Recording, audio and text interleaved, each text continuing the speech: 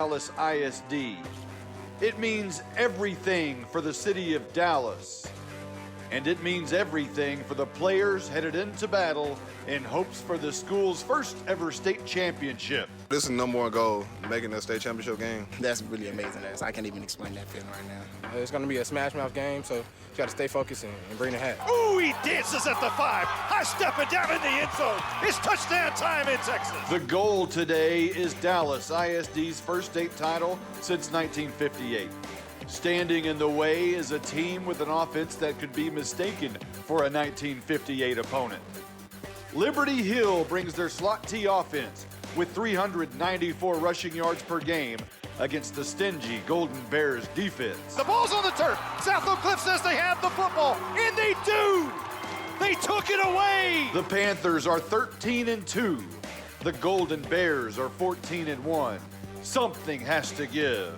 If you can't get excited about a game like this, you need to check your blood pressure. Kissing goodbye, South Oak Cliff. Randy Reese is on the board. 86 yards. It's the Class 5A Division II state title game, and it's football time in Texas. Millennium Sports presents the 2021 UIL 5A Division II State Championship game as the South Oak Cliff Golden Bears meet the Liberty Hill Panthers. Today's game is brought to you by the Oak Cliff Chamber of Commerce. Work, live, play, invest. Oak Cliff Works, the Dallas Independent School District, Albany Lodge of Laramie, Wyoming, Realtor James C. Bivens of Keller Williams, Plano, the booklet, Walking Through the Valley of Grief, by author James C. Bivens, available on Amazon. Rodenbaughs of Allen and Ronald Rodenbaugh. Build-A-Berry Funeral Directors of Denton. Wortham Brothers Roofing of DFW. A-Quality Pool Service of North Richland Hills. And Harris Ratings Weekly of Corinth and Van Harris. Now, let's join Monty Walker, Justin White, and Carson Grogan at Cowboys AT&T Stadium in Arlington, Texas. The mountaintop is within reach. It's the Mecca of Texas high school football. It's the Class 5A Division II State Championship from AT&T Stadium in Arlington, Texas. The 14-1 Cinderella South Oak Cliff Golden Bears shocked Texas a few weeks back by knocking off the perennial powerhouse Aledo Bearcats. Last week, the Golden Bears left dust in the tracks of Lubbock Cooper en route to today's rendezvous with destiny. On the flip side, the 13-2 Liberty Hill Panthers have used the old school smash mouth slot T offense to the tune of nearly 400 rushing yards per game. Friday Night Lights is over for 2021. It's Saturday, and there's some big-time players on both sides of the ball that will play on Saturdays for quite some time to come. It's the South Oak Cliff Golden Bears and the Liberty Hill Panthers. It's the Class 5A Division II state title game, and it's football time in Texas. You're listening to the Oak Cliff Chamber of Commerce pregame show. The Oak Cliff Chamber of Commerce helps our community work, live, play, and invest. As the oldest chamber in the DFW Metroplex, we are experienced in helping local businesses connect in advocacy, networking, and branding. For details, go online to oakcliffchamber.org. Looking for the right school for your child? Dallas ISD has options for you. Attend Discover Dallas ISD, the in-person choice school expo on Thursday, January 13th from 6 p.m. to 8 p.m. in one of 2 locations near you. Visit with school representatives from an array of specialty schools and programs such as Magnets, Montessori, Single Gender, Dual Language, Collegiate Academies, Career Institutes, and many more. For more information about locations, visit dallasisd.org/choose. Founded in 1949, the Albany Lodge near Laramie, Wyoming is where the road ends and adventure begins, 365 days a year. David Wright and the Albany Lodge is located in the Snowy Mountain Range, providing fun for the whole family. Enjoy the full-service restaurant, stay in our beautiful lodge or a cabin. To make a reservation, go to albanylodge.com or call David Wright at 307-745-5782. Whether buying or selling your home, it's a major decision. James C. Bivens of Keller Williams Real Estate Plano will help. James is a former teacher, principal, superintendent, coach, and resident of Frisco. For details, go online to James C. Bivens at kw.com or call 214-906-5679.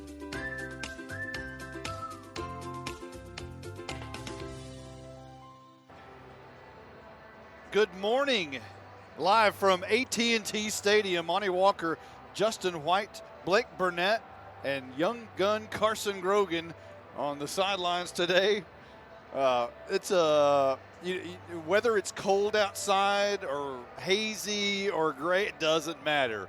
We're indoors at AT&T Stadium, and what a great game we have in store for you today. It's the state championship. South Oak Cliff and Liberty Hill, Class 5A, Division II, Justin White. When the teams start preparing in August and when broadcasters start prepping in August, hey, this is the goal. Everybody wants to get here, and here we are.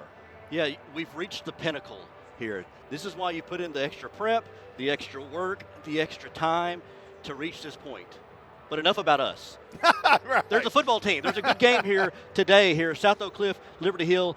No, seriously, this is why you put in the extra, lifting the extra weights, the extra time in film room, the extra running, pushing yourself to reach this point, and you get to enjoy the fruits of your labor here tonight, here this morning, here in just a little bit, as you try to get that 5A Division II crown that the South Oak Cliff Golden Bears are trying to get for the first time. You know, as we mentioned, in the open, Friday night lights is over. It's in the past. It's Saturday today, and there's going to be a lot of Saturday players on the field today in the near future. And what a great way to get started. Liberty Hill Panthers come in 13-2. They went 6-0 in District 14 in 5A Division II. And they run that old school slot T, and it's hard to tell who has the ball at times. They have a quarterback, Reese Vickers, who basically plays dealer back there, and a lot of misdirection. We've seen some of that in Grayson County, and very similar. We've watched Liberty Hill on film, and they're going to be very tough to defend.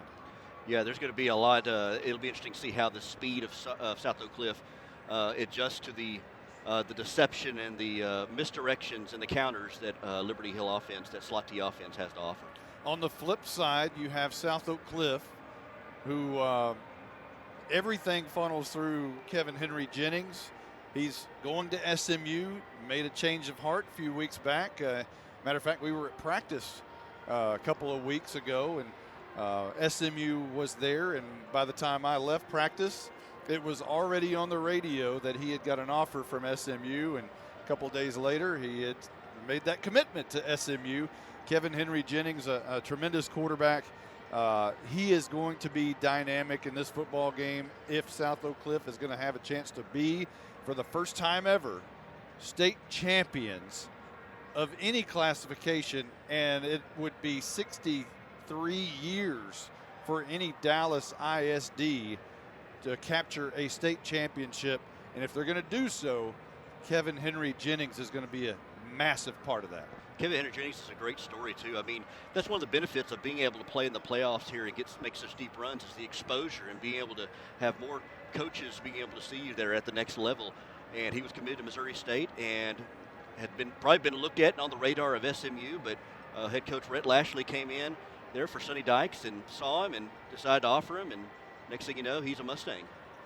You're in the Oak Cliff Chamber of Commerce pregame show. We're going to take a quick timeout. We'll be right back right after this. Oak Cliff Works proudly supports South Oak Cliff High School with a career program designed to help individuals get a start in the medical field. We partner with the Methodist Health System, who offers jobs with great pay. For details, contact Lauren Kyle at 214-943-4567 or online at oakcliffworks.org. Wortham Brothers Roofing knows successful teams use scouting reports, as do smart homeowners. Most roofing companies survive less than 2 years. Wortham Brothers Roofing has over 35 years experience and 100,000 satisfied customers. For details about the company Texans know and trust, go online to wbroofing.com.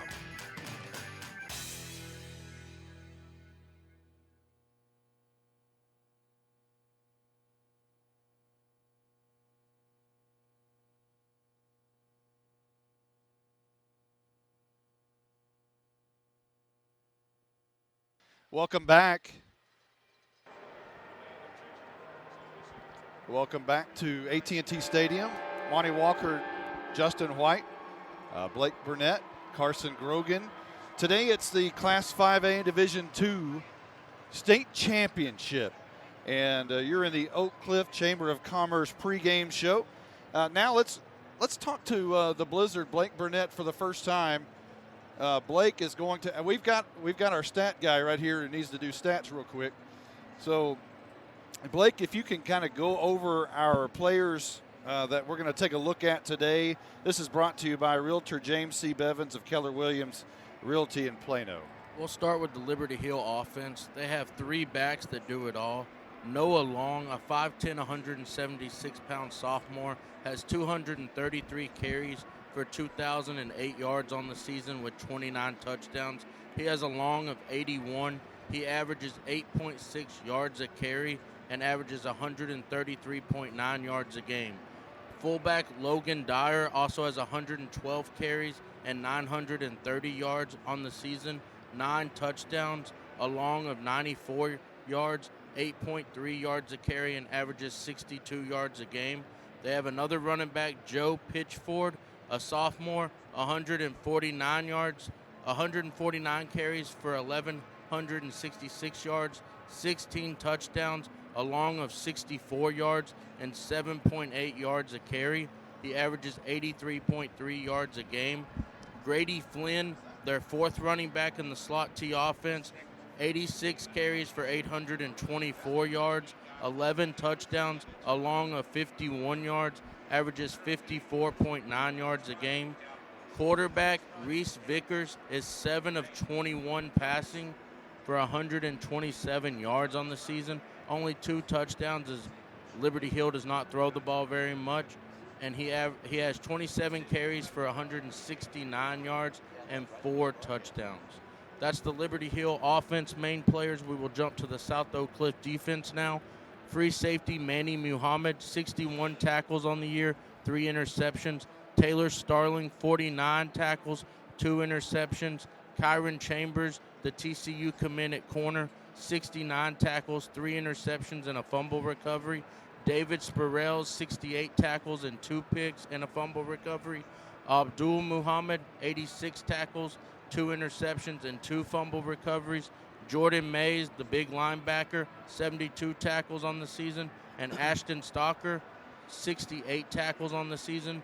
Billy Walton leads the team in sacks with 12 at the defensive end position. And Cortland Kidd and Keith Smith have 64 and 61 tackles, 4 and 5 sacks on the season for them. Now we will jump to the South Oak Cliff offense, which is led by SMU commit Kevin Henry Jennings, who is 145 out of 214 passing with only 3 interceptions. He is 68% for 2,884 yards and 37 passing touchdowns. And at the high school level, to see a quarterback at 68% is very impressive. He also has 34 carries for 304 yards and 7 touchdowns. The big receivers are Jeremiah Colley, 32 catches, 897 yards, and 9 touchdowns. Kylan Mathis, 34 catches for 640 yards and 11 touchdowns. He had a 2-touchdown performance a week ago in the state semis. Running backs, Quaylen Ferrara, 97 carries, 980 yards, and 16 touchdowns. He is committed to play at the University of North Texas. And Keandre Hollywood, 116 carries for 1,152 yards, 16 touchdowns. He is committed to Pitt State in Kansas. We will jump to the Liberty Hill defense, and they are led by stud senior linebacker Andon Thomas. He is a stud. Who has 230 tackles on the year, which is just, it probably leads the state of Texas if we're being honest. Got to be. And their other linebacker, Reed Bynum, also adds 145 tackles. He has 4 fumble recoveries and 3 sacks as well. Devin Riley has 91 tackles at the linebacker position. And in their secondary, they're led by Carlton Schrank, who has 86 tackles, a fumble recovery, and 2 interceptions. On the D-line, they are led by nose tackle Drake Torno, 75 tackles and 5 sacks.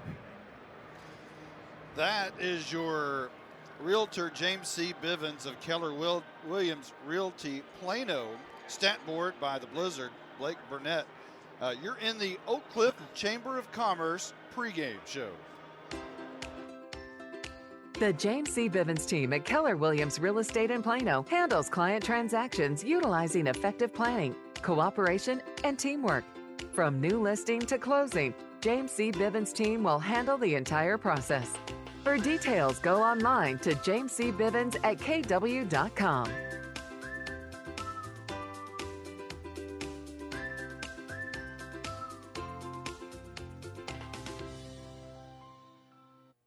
Founded in 1986, Wortham Brothers Roofing is the custom home builder's choice and an Owens Corning Platinum preferred contractor. We offer free roofing inspection and, on completion, a certified tech inspection, plus 10-year workmanship warranty. With over 100,000 satisfied customers and a Better Business Bureau A rating. For details, go online to wbroofing.com. Since 1975, at A Quality Pool Service of North Richland Hills, a happy pool is a happy life. We offer complete pool services, pool renovation, supplies and chemicals, plus Sundance hot tubs and Jacuzzi premium hydrotherapy tubs. For more information, go online to aqualitypools.com or stop by our showroom at 9001 Boulevard 26 in North Richland Hills, Texas. You're in the Oak Cliff Chamber of Commerce pregame show. Class 5A Division II state championship game here at AT&T Stadium in Arlington, Texas. Justin White, let's start talking about South Oak Cliff a little bit. Give us a scouting report on what we should see from the Golden Bears. Well, let's start offensively. They're very balanced. I mean, you really have to pick your poison, as Coach Todd heard him talk about in an interview a couple of weeks ago. You really got to pick your poison with this offense. 213 yards on the ground, 230 through the air. They can do it either way. They rarely turn the ball over. Kevin Henry Jennings last week threw his 3rd interception of the season, which is mind-boggling if you think about it. Three interceptions. They've only lost 2 fumbles on the season. They've got their 2-headed running back there with Quaylen Farrar and Keandre Hollywood. Farrar needs only 20 yards to get 1,000, so they have 2 1,000-yard rushers in their backfield. And they lean on that offensive line, 317 pounds of beef across that offensive line. They do such a good job of pass protecting and run blocking. As far as pass protecting, we rarely see Kevin Henry Jennings under pressure. And it makes you really wonder, how do you stop this offense? I mean, the only thing I could think of is maybe trying to blitz and maybe play press coverage on the receivers, make Kevin Henry Jennings make quicker decisions. But even that, I mean, you don't want to get beat. So, I mean, they're so hard offensively to game plan for. Defensively, they got size and speed. Their front 7 is going to be really hard working today as far as playing that slot T offense. Their linebackers, their defensive linemen. Defensive linemen's going to need to clog up the hole, allow the linebackers to cut through. Everybody's got to stay on their keys and assignments. Nick Saban says you got to do your job. And that's what it is. You're going to have to stay on your keys, stay on your assignments. Don't try to do someone else's job. And that's kind of what they want. What that slot T offense does is they want you to over pursue or try to overcorrect somewhere, and that's where they'll gas you for big yards. 300 yards is the most South Oak Cliff is allowed on the ground all season long, and that was against Duncanville, who will be playing here later today. So something's got to give here. This Liberty Hill offense, the South Oak Cliff defense. It's going to be fun to watch and see the chess match here between the two coaches. And one thing we need to mention and probably ask Carson Grogan to check into, last week Randy Reese went out with an injury, an ankle injury. If he cannot go, that is a massive, massive fall off, one would think, because he's the leading receiver in yardage coming into last week. for South Oak Cliff. He runs the seam route very, very well, and obviously a week ago he ran the opening kickoff back 86 yards for a touchdown to kind of get South Oak Cliff with early momentum and kind of set the tone in the Dust Bowl out there. So Carson Grogan perhaps can go check on South Oak Cliff's Randy Reese, see if he's going to be available for tonight. If not, it's going to have to be a massive step up by Corinthian Coleman to kind of take his place on that offense for South Oak Cliff. We're going to take another quick timeout. You're in the Oak Cliff Chamber of Commerce pregame show. That scouting report of South Oak Cliff is brought to you by Oak Cliff Works. The Oak Cliff Chamber of Commerce proudly supports South Oak Cliff High School. As the oldest chamber in the DFW Metroplex, we are experienced in helping our local communities. For additional information, contact the Oak Cliff Chamber at 214-943-4567 or online at oakcliffchamber.org.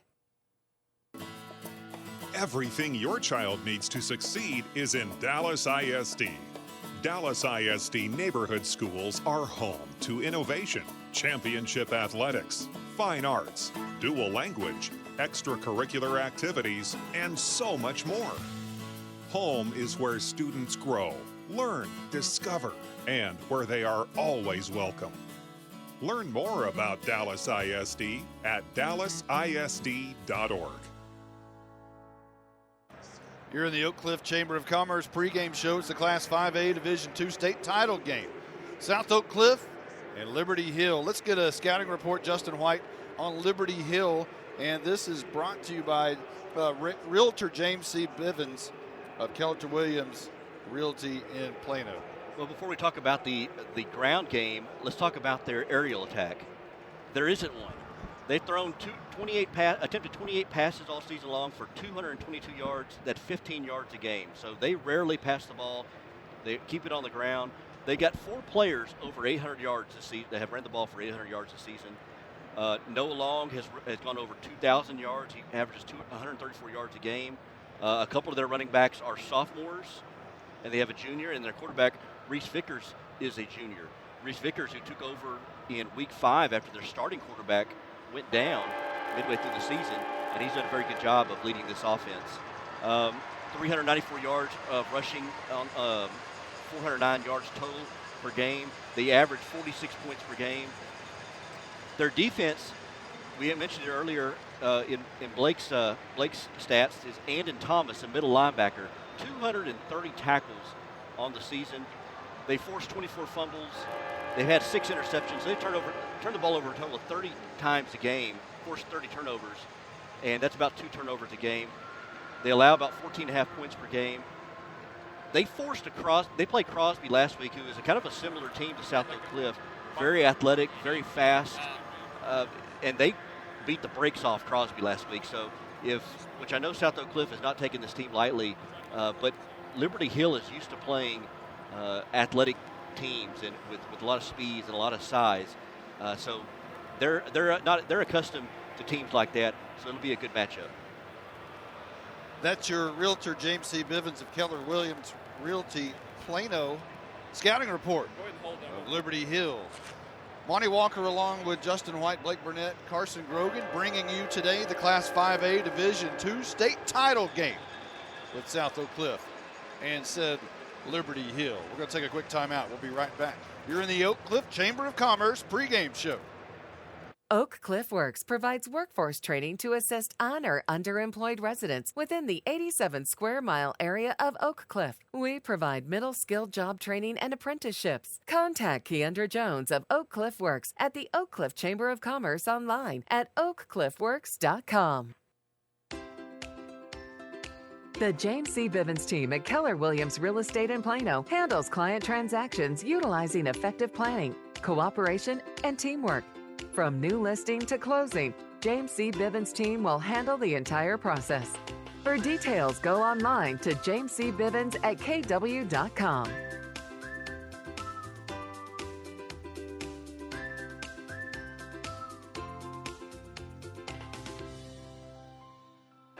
Welcome back to AT&T Stadium. Monty Walker along with Justin White, Blake Burnett, Carson Grogan. You're in the Oak Cliff Chamber of Commerce pregame show. South Oak Cliff and Liberty Hill to kick off at 11 o'clock. Let's go over the starting lineups for South Oak Cliff on offense. Up front for the Golden Bears will be Norda Stroker, 6'6", 295 junior. He's the left tackle. The left guard is Dennis Jones. He's 6'6", 340. Yeah, 6'6", 340. Wow. Pay attention to these heights and weights for the South Oak Cliff offensive line. The center, Nehemiah Dewberry, 6'2", 305. He's a junior. The right guard, Breon Ramsey Brooks, 6'5", 350, a junior. And the right tackle, little guy, Jordan Rowe, 6'2", 295 pounds. He's a sophomore. The receiver, usually on the left edge, is Jamiri Cawley. 32 catches, 897 yards, 9 touchdowns. He's 6'3", 210, and a sophomore, and he also is about to be a basketball player for South Oak Cliff here in a week or so. The receiver usually lined up on the right side is Kylan Mathis, 34 catches, 640 yards, 11 touchdowns. He's 5'11", 170 pounds, and a senior. The quarterback, Kevin Henry Jennings, committed to SMU, 6'1", 175 pounds, and a senior. He's 145 out of 214, 68% completion, and 2,884 yards. He has 37 passing touchdowns. He's also rushed 34 times for 304 yards and 7 touchdowns. Normally in the slot is Randy Reese, but he suffered an ankle sprain a week ago, and Carson Grogan is going to check to see if he's going to be available today. In his spot, if he can't go, will be Corinthian Coleman, 5'7", 150-pound junior. He's caught 22 balls for 350 yards and 1 touchdown on the season. The double-headed monster halfback tonight will be Quaylon Farrar, 5'8", 180, a senior, very shifty, low to the ground, and a thick running back, 97 carries, 980 yards, 16 touchdowns. He's also caught 2 balls for 4 yards. And the other threat in the backfield will be Keandra Hollywood, 5'9", 160-pound senior. Not as thick. He's a little bit more shifty, perhaps. 116 carries, 1,152 yards, 16 touchdowns. He's caught 5 balls for 30 yards. Hollywood is headed to Pitt State in Kansas, and Farrar is headed to the University of North Texas in Denton. Not a very far trip up to the Mean Green. That's your South Oak Cliff starting offense. Let's go over the Liberty Hill Panthers starting defense. Up front will be Lloyd Johnson. He will bring a load. 6'2", 245 pounds, and a senior. The nose tackle is Drake Torno. He's a senior. The defensive end is Hollis Brady, another senior. The linebackers tonight, Aaron Brewer, 6'4", 230, a senior. The linebacker tonight, maybe the best defensive player in the building today, Andon Thomas, 6'1", 200, and a senior, 230 tackles rather.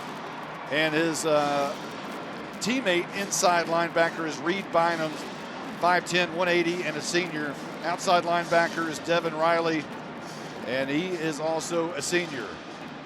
The secondary for Liberty Hill will be Carter Hudson on the corner. He's 5'11", 165, and a senior.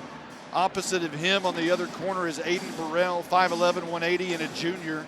The safeties this morning, usually say this evening, the safeties this morning are Cade McMahon. He's 6'4", 200, and a senior. That's a big safety. That is. Also, Carlton Schrank, 5'11", 170, and a junior. Carlton Schrank. It sounds like a doctor. Dr. Schrank. So let's go over the Liberty Hill starting offense. Now, it's a slot T. Lots of linemen. 3 backs. The receiver, you put it in quotes. The quote receiver on the left edge, he's basically a blocker. Brendan McAdams, he's a junior. The quick tackle will be Julius Osborne. He's 5'10" and a sophomore. The quick guard is Chance Pogue. He's a senior. The center is Jackson Harrison. He's a senior. The strong guard is Hudson Stillwell. He's a junior. And the strong tackle is Greg Watson. He's a junior. The tight end is Kason Herman. He's 6'1", 205, and a senior. Quarterback is Reese Vickers. He's thrown 21 balls all season. That's what the slot T is. He's 7 out of 21, which is 33%, 127 yards and 2 touchdowns on the season. He has rushed, however, for more yards than he's thrown. 27 rushes for 169 yards and 4 touchdowns. But let's get into the real meat of Liberty Hill, and that's their tailback positions. Noah Long leads them all. 233 carries, 2,008 yards, and 29 touchdowns. He averages 8.6 yards per game. He's 5'10", 176, and a sophomore. The fullback, Logan Dyer, but you might see Thomas at times. He played there a week ago. But Dyer, 112 and 930 yards, 9 touchdowns on the season. He also averages over 8 yards a carry. And then Joe Pitchford, the halfback, 149 carries, 1,166 yards, 16 touchdowns. He averages nearly 8 yards a carry at 7.8. That's your Liberty Hill Panthers starting offense. Now let's go over the Liberty Hill starting. Let's see. Did we do the defense? We did Liberty Hill defense. So are we caught up? Oh, we didn't do the South Oak Cliff defense. So up front for South Oak Cliff on defense will be Billy Walton. He's 6'3", 220, and a junior. The defensive tackle, Keith Smith, 6'2", 250-pound junior. The nose tackle, Cortland Kidd, 5'10", 260-pound junior. And a defensive end, Zaid Abdur-Rashid, 6'3", 230, and a senior. The linebackers for South Oak Cliff, Abdul Muhammad, 5'8", 170, and a junior. Jordan Mays, the inside backer, 6'2", 220, and a senior. And the outside backer, Ashton Stoker, 6'1", 200, and a senior. Cornerbacks tonight, Javon Thomas, 5'11", 175, junior. Opposite of him, headed to TCU, is Kyron Chambers, 5'11", 190-pound senior. The safeties tonight, Manny Muhammad, 5'11", 175-pound senior. And the strong safety is Taylor Starling, a 5'9", 165-pound junior. That's your starting lineups for both teams here in the Class 5A Division II state championship title game here at AT&T Stadium. Let's talk a little bit about the keys to the game. Final thought before kickoff, perhaps. Justin White, you're on. Well, the big talk is about the slot T against the South Oak Cliff defense, but I think an underrated topic line is how the South Oak Cliff, if the Liberty Hill defense is going to be able to stop the South Oak Cliff offense, they're going to have to get some stops in this game. Again, they've used to playing athletic teams like Crosby last week. They played Austin LBJ, who LBJ lost yesterday in the state championship to Stephenville. So they're used to playing athletic teams, but they can't afford, Liberty Hill cannot afford to get into a track meet. They can't afford to get into a shootout playing tit for tat with that South Oak Cliff. So they're going to have to defensively make some stops, get some 3 and outs, maybe and get some turnovers as well to be able to stay in this game and then let their offense chew some clock off. You're in the Oak Cliff Chamber of Commerce pregame show. We're going over our final thought, keys to victory. Blake Burnett, give us yours. My final thought here this morning is the Golden Bears brought the crowd here today. The stadium's filling in here at AT&T Stadium. An early touchdown or an early turnover for South Oak Cliff, and this stadium will erupt. And I want to see how Liberty Hill can handle the eruption of the fans by the South Oak Cliff fans. For the first time tonight, let's talk down on the field with young gun Carson Grogan. Carson, give us your final thought before kickoff. My final thought, Monty, is for Liberty Hill, and my final thought for them is the 2 games we've done so far for South Oak Cliff, they've gone up early in a blink of an eye. So for Liberty Hill, they need to weather the early storm by South Oak Cliff today to hang in this ball game. Thank you, Carson. That kind of stole my thunder there. Same type of situation. It's really, though, with either team. If South Oak Cliff gets behind then Liberty Hill can use that suffocating slot T offense to milk the clock, go on a 15-play drive, and keep the offense of South Oak Cliff on the sidelines. That's what Liberty Hill wants to do. Now, if South Oak Cliff gets a lead and Liberty Hill is behind, they don't possess the same quick play strike offense, so it's going to be more tough for Liberty Hill to mount a comeback than it would be, per se, South Oak Cliff. But South Oak Cliff's going to have the football in order to mount a comeback. So it's kind of an interesting scenario there on who gets the lead going in, and both coaches are going to be looking at that for sure. We are going to take a quick timeout. That's your final thought before kickoff. Your Oak Cliff Chamber of Commerce pregame show will continue in a moment.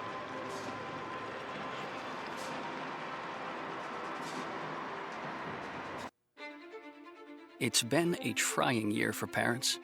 They've been confronted with countless challenges and have always risen to the occasion. If it isn't too much to ask, the 826,000 high school student athletes in Texas have one last request. Please, set an example. Disorderly fan conduct at high school athletic events is on the rise. It increasingly involves parents. There's no question that parents are passionate. There's no question they care about their children. But at a time when we're all wound a little more tightly than usual, it's worth remembering this about Texas high school sports. Always be a good example. Stop unruly fan behavior before it starts. This message presented by the Texas University Interscholastic League and the Texas High School Athletic Directors Association.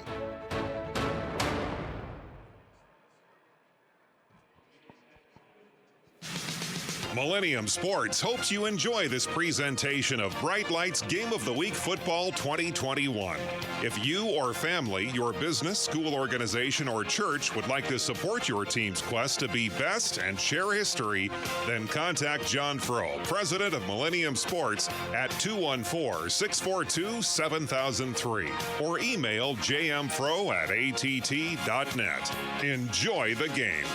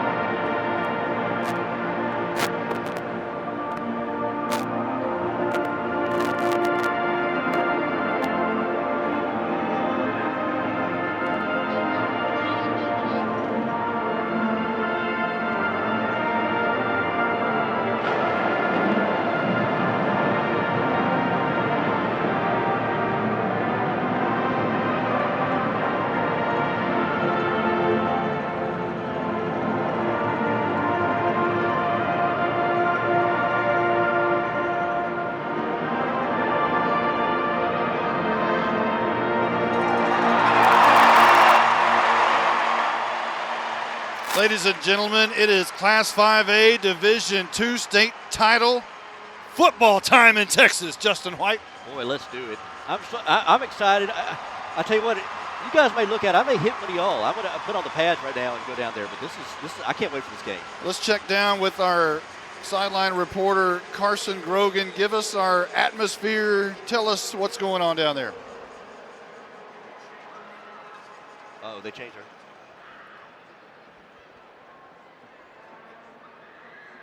Carson, maybe they changed his frequency.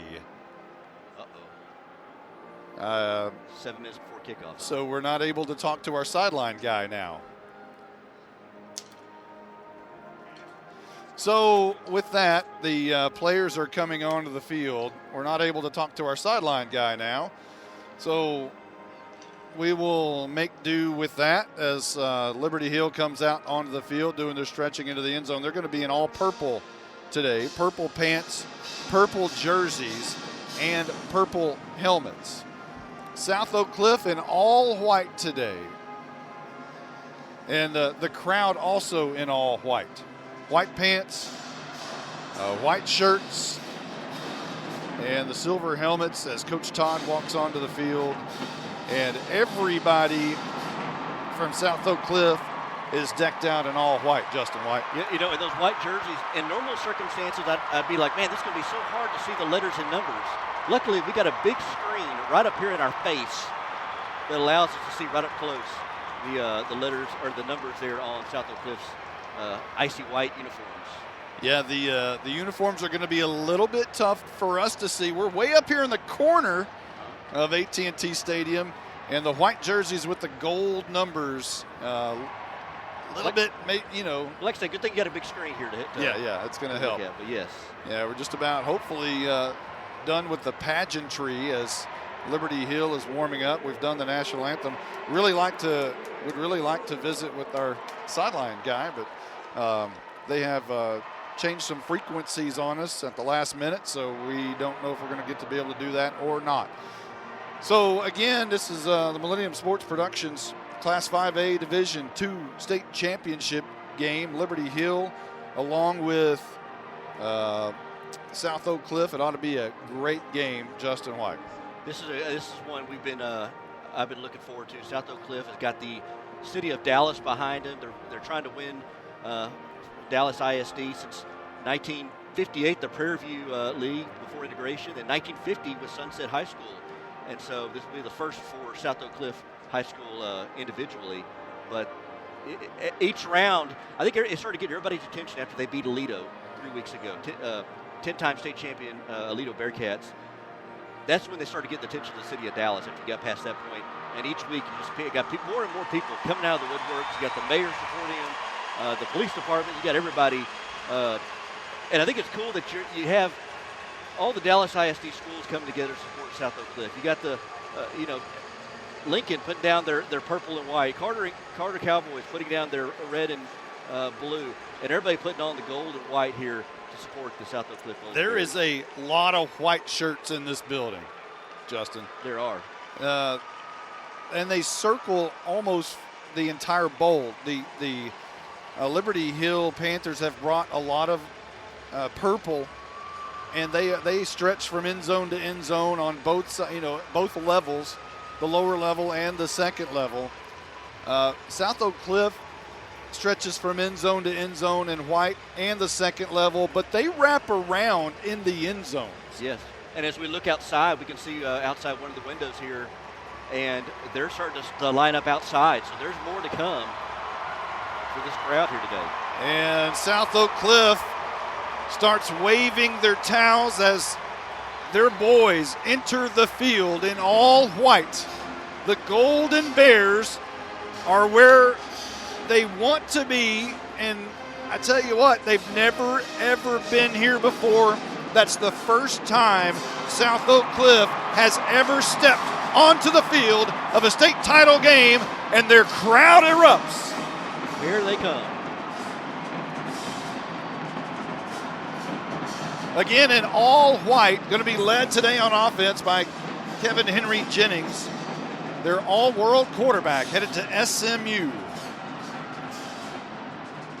And he'll be looking for his receivers, Jamiri Cawley and Kylan Mathis. And again, I don't know if Carson Grogan is going to be able to talk to us tonight or not. But if he can find out about Randy Reese, we would like to know about it. To read sponsors. Let's go over sponsors real quick. Millennium Sports and the South Oak Cliff Golden Bears wish to thank today's broadcast sponsors. The Oak Cliff Chamber of Commerce. Work, live, play, invest. Oak Cliff Works. The Dallas Independent School District. Albany Lodge of Laramie, Wyoming. Realtor James C. Bivens of Keller Williams of Plano. The booklet Walking Through the Valley of Grief by author James C. Bivens, available on Amazon. Road Balls of Allen and Ronald Roadball. Bill DeBerry Funeral Directors of Denton. Wortham Brothers Roofing of DFW, a quality pool service of Northwich and Hills, and the Harris Ratings Weekly of Corinth and Van Harris. The captains are making their way out onto the field towards midfield. And Monty, I just got a text here from Carson. I know his frequency is out, but he says Randy Reese is a go. Wow. What a weapon to add at the last minute. It's a massive weapon. we thought for sure Randy Reese would not be able to play after the ankle injuries that we saw a week ago in Abilene. And here's the coin toss. Let's see if we can hear a little bit of that.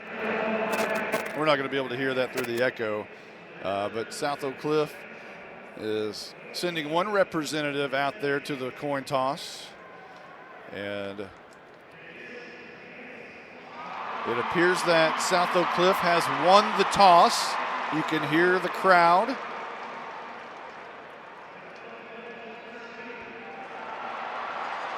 That's Cameron Fields for South Oak Cliff. He was one of the running backs that tore his ACL early in the season, representing South Oak Cliff. Coin toss. So let's make sure we get this right. South Oak Cliff won the toss, so they will receive the football first. And will be moving, I believe, right to left. Is that? I believe that's right. Yeah, they'll be moving right to left from the field vantage point of South Oak Cliff. We're in the corner, still right to left from us.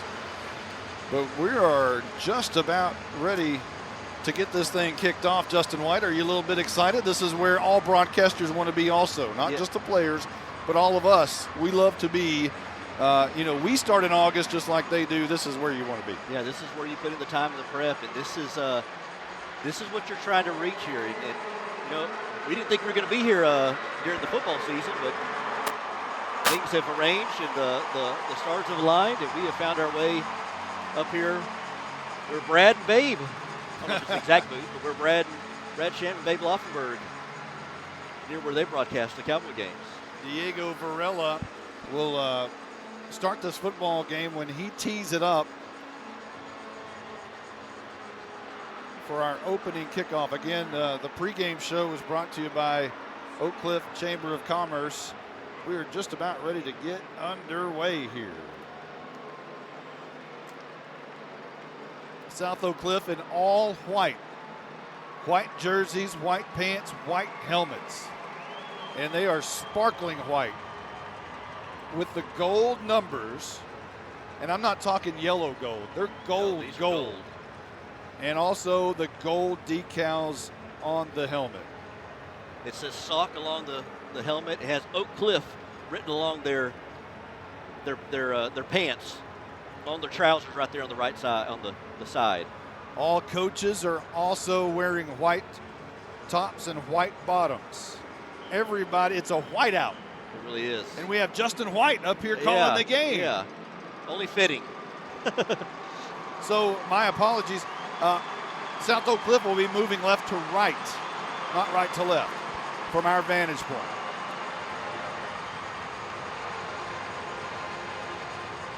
I like the fact that the South Oak Cliff decided to receive the kick. And yeah, I said a moment ago that Varela will be starting this game. It will not be, obviously. It will be Ethan Minix kicking off for Liberty Hill. And it'll be Quaylon Farrar back deep along with Williams. And this is going to be kind of an onside pooch kick. Nothing doing there. South Oak Cliff's going to have great field position to start this football game, Justin. Well, I don't know about that decision right there. I guess thinking they don't want to give up a big return, but then also you give Kevin Henry Jennings, the signal caller here, prime field position to start the game here on the Liberty Hill side of the field. After a week ago when Randy Reese took the opening kickoff and ran it 86 yards for a touchdown for South Oak Cliff, that set the tone of the game. Liberty Hill didn't want any part of that. So here comes South Oak Cliff, and Henry Jennings will lead them out with Hollywood in the backfield. 3 receivers to the right side, which will be Coleman, Cauley, and now a man goes in motion, which is Reese from right to left. He'll be a slot on the left side. Split out wide with Mathis over there. Henry Jennings wants to throw. Deep ball right side on the very first play. It's going to be caught at the 3-yard line and incomplete. Cauley had it and dropped it. Thought for a moment they were going to strike on the very first play, but it's 2nd down and 10 coming up. I'll tell you what, the offensive coordinator for the Golden Bears going deep on the first play of of the game, trying to get the home run and trying to showcase his speed here for South Oak Cliff. It hit Colley, just got able to pull it in. Henry Jennings on 2nd and 10. He's going to pull it and throw it. That's going to be caught. Minimal gain up to the 41-yard line. So a gain of about 4 perhaps will bring up 3rd down and 6 for South Oak Cliff. Again, moving left to right. Randy Reese playing in that inside slot, just giving him the ball very quickly. They're playing off of him. They don't want to give up the big play, but good tackling there by the Liberty Hill Panthers to thwart a yard catch. Henry Jennings rolls out right, wanting to throw under pressure, escapes, and now it's going to be brought down right about the line of scrimmage, bringing up 4th down and about 6. On the stop was Lloyd Johnson, bringing the pressure. Rolled to his right, trying to find a receiver along that right sideline, but Liberty Hill had that snuffed out, and then Kevin Henry Jennings having to run for his life, and good pursuit there by the Panthers on that defense to cause 3 and out. That was Johnson's 3rd sack of the year. Going forward on 4th and 6. Henry Jennings now looks to the side. Hollywood right behind him will now move to his left. Jennings wants it. Fakes the hand. Rolls up in the pocket. He's going to try to run with it. Makes one move. Going to be drugged down from behind. And I believe he has enough for the 1st down. What a great job by Henry Jennings to elude traffic and get his way through there. I don't think that was a designed run play. He looked for the right side. It was covered, and then tried to run, hold that ball kind of haphazardly, able to hold on to it and stumble his way for the 1st down inside the 40-yard line.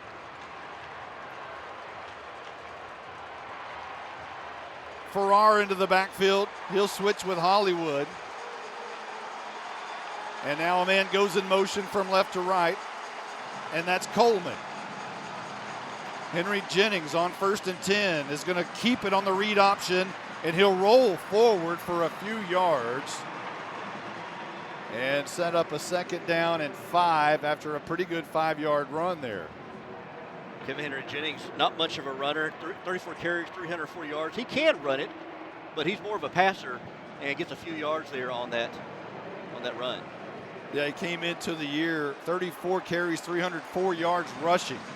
But through the air is where he does his damage.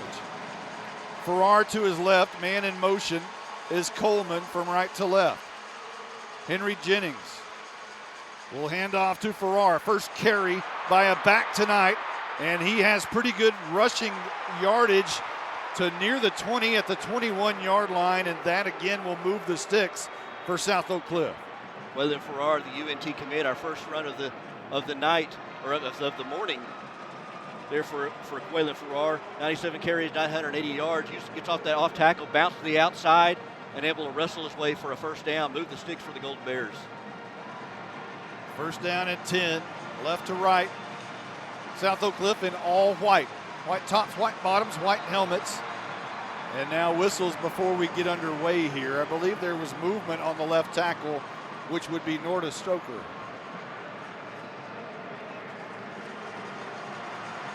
So that'll back up South Oak Cliff 5 yards, and it'll now be 1st and 15, first penalty of the night, Justin. Yeah, over there the left tackle there. Look at actually Jordan Rowe, I believe, 6'2", 295 pounds. He's the light one on this offensive line at 295 pounds, but when he moves a little bit, you know he moves. Man goes in motion from right to left is Coleman. Colley and Reese split out wide to the right, and Mathis split out wide to the left. Quick pass. That's going to be caught by Colley, and he'll travel his way inside the 20 to about the 17-yard line. They like to do these short, quick bubble screens, get it to their playmakers in space and let them do something and get yards after the catch. And right there, he was able to split 2 defenders and almost fight off a 3rd one to get up close to the 1st down marker. Reese, Coleman, and Colley split out wide to the right. Mathis up top. Henry Jennings in the gun. Hollywood is going to get the carry, a minimal gain. He does cross the 20 and maybe gets back to the line of scrimmage, but no positive yards there. 3rd down and long coming up. Trying to spread everybody out, put those 3 receivers on the right, 1 out to the left, and put them out far and try to spread everybody out and hopefully see if Farrar can squeeze his way between one of these linemen. But the Liberty Hill defense there, that defensive front, Lloyd Johnson, Drake Torno, and Hollis Brady clogging up that middle. Reed Bynum, the first one there, the linebacker. He also had help from Thomas. Henry Jennings in the gun, left to right. He is going to throw right side. That one's going to be caught and dropped by Cauley again. His second drop already in this football game. Trying to throw it on a slant there. Carter Hudson in coverage there on Cauley. And as soon as Cauley caught it, good job there by Hudson to get in there and pull it away. I don't know if Cauley had a good hand on it anyway as we see the replay. It looks like he was fumbling it as he caught it. So it'll be 4th and 6, and again, South Oak Cliff going to go for it here. They've already converted one earlier. Henry Jennings in the gun. He wants to throw over the middle. It's going to be caught. It's touchdown time in Texas. Corinthian Coleman on the Owen Cowboys, about 5 yards deep. And South Oak Cliff takes the first lead of the afternoon, 6-0, awaiting the PAT with 6:58 left to go in the first. I like it. Corinthian Coleman lined up on that inside slot and just ran a slant and beat his guy to the mark. And Henry Jennings throws a dart across the middle. And all Coleman had to do was run right to it. A 4th and 6. Varilla's PAT is up high and true. 7-0. South Oak Cliff in the lead in the Class 5A Division II state title game. We'll be right back right after this timeout. Whether buying or selling your home, it's a major decision. James C. Bivens of Keller Williams Real Estate Plano will help. James is a former teacher, principal, superintendent, coach, and resident of Frisco. For details, go online to James C. Bivens at kw.com or call 214-906-5679.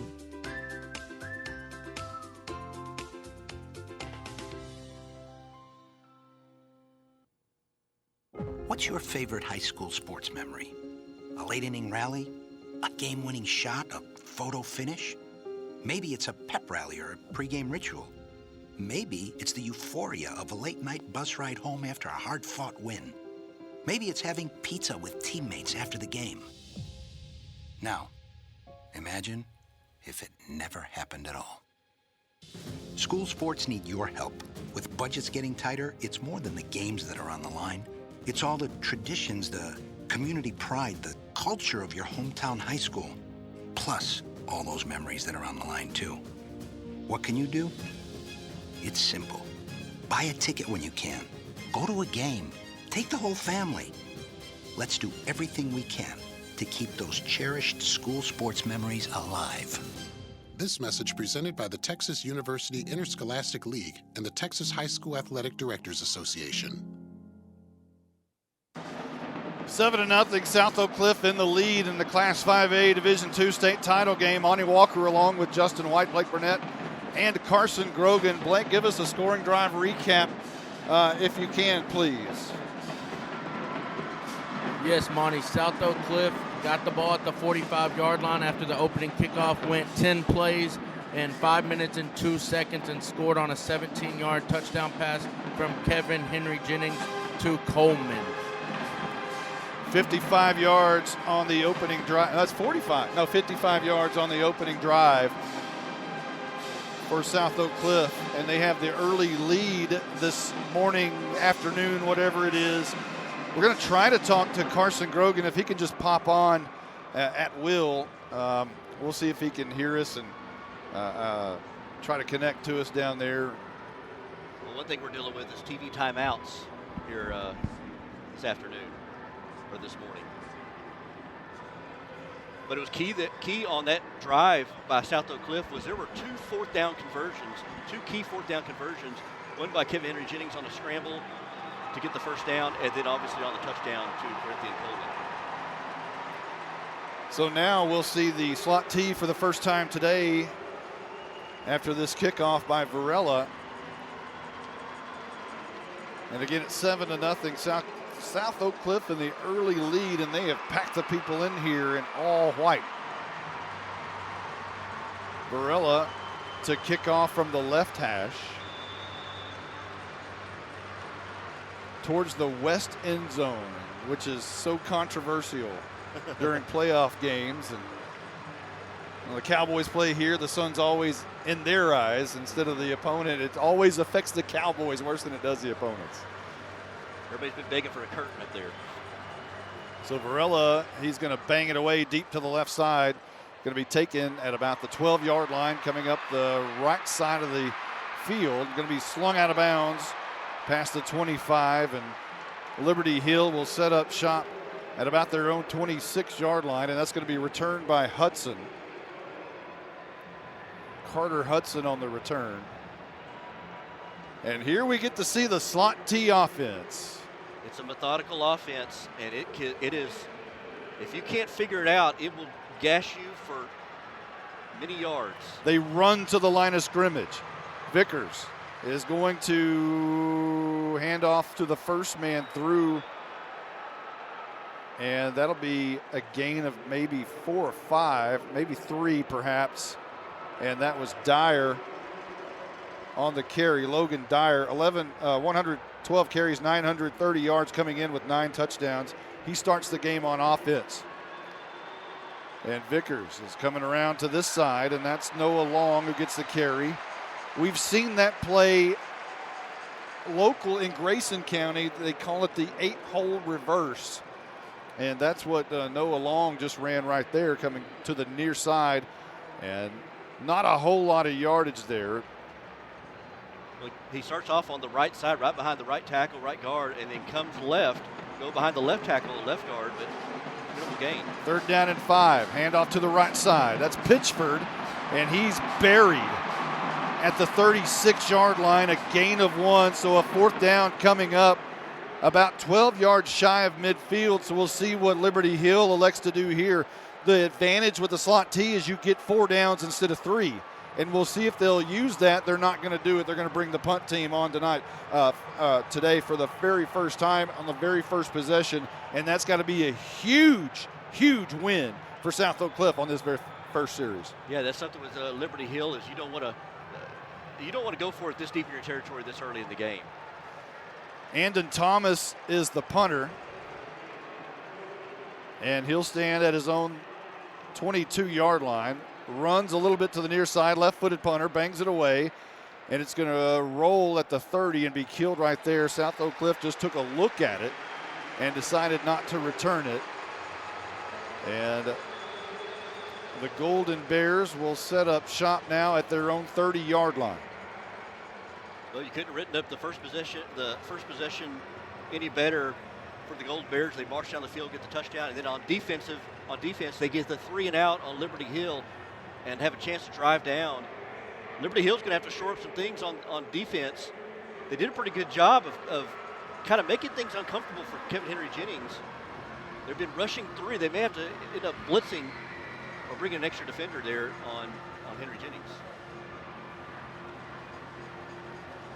So we're waiting for South Oak Cliff. I guess we're in the middle of a TV timeout. Yeah, that's something we're going to have to adjust to. Well, let's go ahead and adjust to it right now. We'll be right back right after this. The Oak Cliff Chamber of Commerce helps our community work, live, play, and invest. As the oldest chamber in the DFW Metroplex, we are experienced in helping local businesses connect in advocacy, networking, and branding. For details, go online to oakcliffchamber.org. Looking for the right school for your child?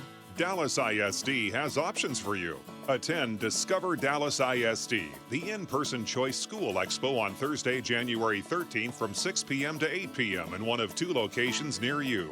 Visit with school representatives from an array of specialty schools and programs such as Magnets, Montessori, Single Gender, Dual Language, Collegiate Academies, Career Institutes, and many more. For more information about locations, visit dallasisd.org/choose. Welcome back to AT&T Stadium. It's the Class 5A Division II state title game. Justin, your thoughts so far? I like the way South Oak Cliff has pushed the ball down the field. They got good field position. I'm still kind of questioning the Liberty Hill special teams early on, kicking that onside kick, I don't know if they were that worried about a long return or maybe trying to catch South Oak Cliff off guard. But anyways, South Oak Cliff benefited that by using the short field position and marching down the field for that touchdown. And again, get the 3 and out on that first position is Liberty Hill. Liberty Hill needs to get a stop here. They can't afford to start going down by 2, maybe 3 touchdowns. South Oak Cliff comes out on offense, moving left to right as Quaylon Farrar in the backfield with Henry Jennings in the gun. Handoff Farrar over left guard. Going to gain maybe 3 past the 30 to the 32 perhaps. We'll see where they mark it. 33 rather. So it will be a 3-yard gain. Farrar in that draw tries to get behind his left guard, 71 Jordan Rowe, 6'2", 295-pound sophomore. But the Liberty Hill defense bowed its neck at the right time, giving only minimal gain. Henry Jennings. Handoff Farrar again. This time he squirts over to the right side and gains another 2 yards, setting up a 3rd and 5 for South Oak Cliff, left to right at the 35-yard line. Lloyd Johnson did a very good job from his defensive end position to scrape off his tackle and bring down Farrar. Bring up a 3rd and 5, 3rd and 4. Henry Jennings in the gun. Farrar to his left. Henry Jennings rolls out left, throws on the run, and his receiver fell down, and it was a low throw. Trying to go down to get it was Mathis, and he couldn't make the catch. It's 4th down and 5. Looking at the replay. It was very close to a catch by Mathis, but the ball, I believe, hit the edge of the turf. Yeah. Now I don't know if they would replay that, but we do have the benefit of instant replay here today with the state championship game. It looks like that will not be reviewed, but it was close. You see that right there at the 1st down marker. It looks like we're going to have a punt. The last time we've seen South Oak Cliff punt. Farrar, to do the chores, will stand at his 26-yard line. High kick going to be taken at the 28. And that's Hudson, and he's hit hard. Brought down immediately by Kyron Chambers, who's headed to TCU, and right there you find out why. I tell you, Chambers on pursuit on special teams got a good look there on 24, Carter Hudson, and that's why he's going to TCU. That's why he's going to the Big 12. His tackling abilities right there. And Hudson had nowhere to go as Chambers did a good job of wrapping him up, and hardly any gain on that kickoff return, on that punt return. So Liberty Hill will bring their slot T offense really quickly on the field. And this is going to be carry right side. Noah Long with a big run up to the 49-yard line in South Oak Cliff territory. And there's the first big run of the night by the Panthers. Well, it may be a big run because there's a flag, and it looks like it may be on Liberty Hill. The only bad thing about being at this angle, it's going to be against South Oak Cliff. It's going to be declined in a 1st down for Liberty Hill. The bad thing about being way up here high is you need binoculars. And when you have binoculars, you can't see the whole field. Well, that's what I thought too. With all this deception and counters and misdirections, it's hard to keep up with who has the ball. And so I've been having to watch the screen here. Vickers will hand to the left side, and Long gets the carry again. And Long has a short gain, if any, back to the 49-yard line. Long was the first man through in the middle of that running back core that were lined up 3 across. Noah Long, rushed for over 2,000 yards this season. He's the main guy on this slot T offense. Only a sophomore. They'll give him 2 yards, 2nd down and 8. Here's a toss to Pitchford, right side. Trying to find the corner, gets a good block, 1st down and more. As he's wrestled or knocked out of bounds right around the 35-yard line. Second time we've seen here today, success on the outside, pitching it out on the outside. Maybe there's something there. It'll be an interesting chess match between defensive coordinator for South Oak Cliff, Kyle Ward, and offensive coordinator John R. Hall for Liberty Hill. Sprinting to the line of scrimmage is Liberty Hill. Vickers turns, hands. That's going to be Thomas on the carry He's usually known as a linebacker who has 230 tackles on the year. This time, he's a fullback, gets the carry, takes the ball down to the 20, a 15-yard gain. He's a tough runner, 6'1", 200 pounds, only 215 yards, but 5 touchdowns, and he's a load to bring down. Gets him the first down, move the sticks for the Panthers. First down and 10, and right up the middle for maybe a couple of yards. What's interesting about this Panther offense is, to describe to our listeners, is they are in a huddle, and when they get out of the huddle, they run to the line, they snap it, 1 second, go. It's snap all, it, go. all business. All business. There's no walking around. There's no audibles. There's no changing the play at the line. If you're a defense, you better be ready when they come to the line because they're going. Second down and 7. This is going to be Long getting the toss to the near side, and he'll be good for a yard to the 15-yard line, bringing up a third down and about 5 for the Panthers. Knocking on the door here is Liberty Hill for the first time today, their second possession. The first one ended on a punt. It's a 7-0 game, South Oak Cliff in the lead, 1:51 on the clock here in the first quarter. Liberty Hill comes to the line of scrimmage, and this will be a pitch out to Long, trying to find that corner again. This time he's stuck on the edge.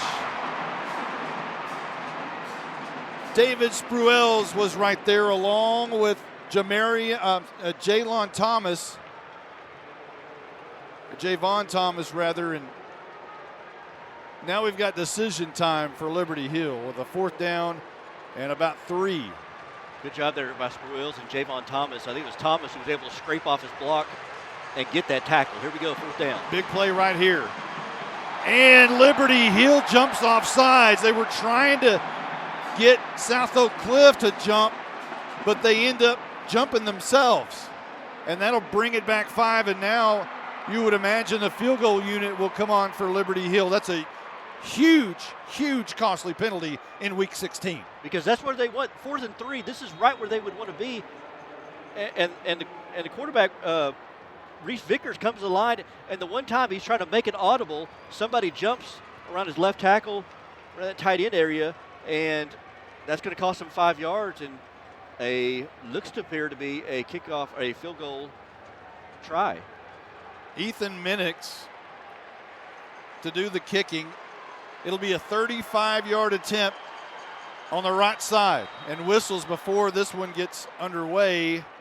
The ball was not on the, as a matter of fact, it's an interesting situation because you have the NFL hash marks in the middle of the field, which are far different than high school. Right.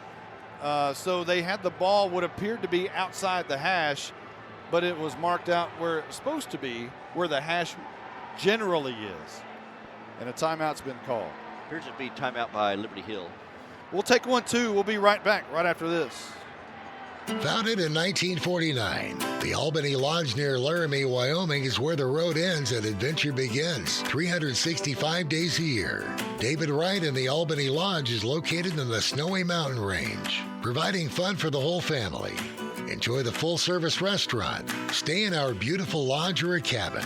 To make a reservation, go to albanylodge.com or call David Wright at 307-745-5782.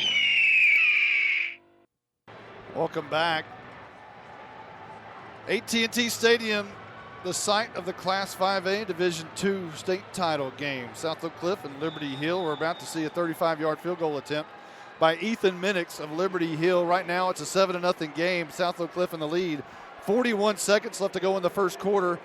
Minix to try to boot it through. It's a low knuckleball. No chance. South Oak Cliff has turned them away again. And Liberty Hill rolls their shoulders over their feet and run off the field. Well, it was going to be hard to beat them with field goals anyway, but missing one and then giving some momentum to South Oak Cliff to show kind of their defense has been able to flex its muscle and bend but not break. That's going to give them even more motivation here as the offense comes out on the field. 37 seconds remaining in quarter number 1. South Oak Cliff with a 7-0 lead. Henry Jennings in the gun from their own 20, and this will be a handoff to Hollywood, trying to bounce it out. He was in jail, and a shoestring tackle for a loss of about 2 by Liberty Hill. will send South Oak Cliff backwards and set up a 2nd down and 12. I tell you, they had a hard time trying to find somewhere to get to that line. Good pursuit by Devin Riley, the first man there to just get him at his ankles and just hang on for dear life until the rest of the cavalry able to bring it down. Not sure if Carson Grogan is able to speak with us. We changed frequencies. We'll see if that happens. If he could just pop on, we'll be able to tell. 2nd down and 12, left to right. And another whistle and a timeout has been called again. We'll take 1-2. That is the end of the first quarter. 7-0. South Oak Cliff in the lead in the Class 5A Division II state title game. We'll be back right after this. Founded in 1990, the DeBerry Funeral Directors, located at 2025 West University Drive in Denton, offer traditional services to cremations or anything in between. The Bill DeBerry family provide ongoing pre-planning and pre-need services, making the life transition smoother. Details are available online at DeBerryFuneralDirectors.com.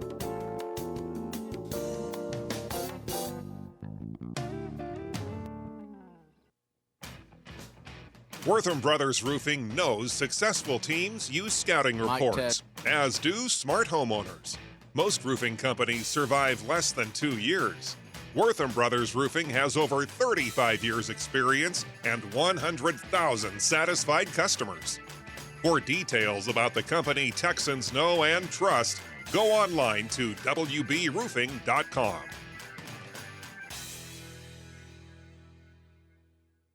Since 1975, at A-Quality Pool Service of North Richland Hills, a happy pool is a happy life. We offer complete pool services, pool renovation, supplies and chemicals, plus Sundance hot tubs and Jacuzzi premium hydrotherapy tubs. For more information, go online to aqualitypools.com or stop by our showroom at 9001 Boulevard 26 in North Richland Hills, Texas. The James C. Bivens team at Keller Williams Real Estate in Plano handles client transactions utilizing effective planning, cooperation, and teamwork. From new listing to closing, James C. Bivens team will handle the entire process. For details, go online to jamescbivens@kw.com.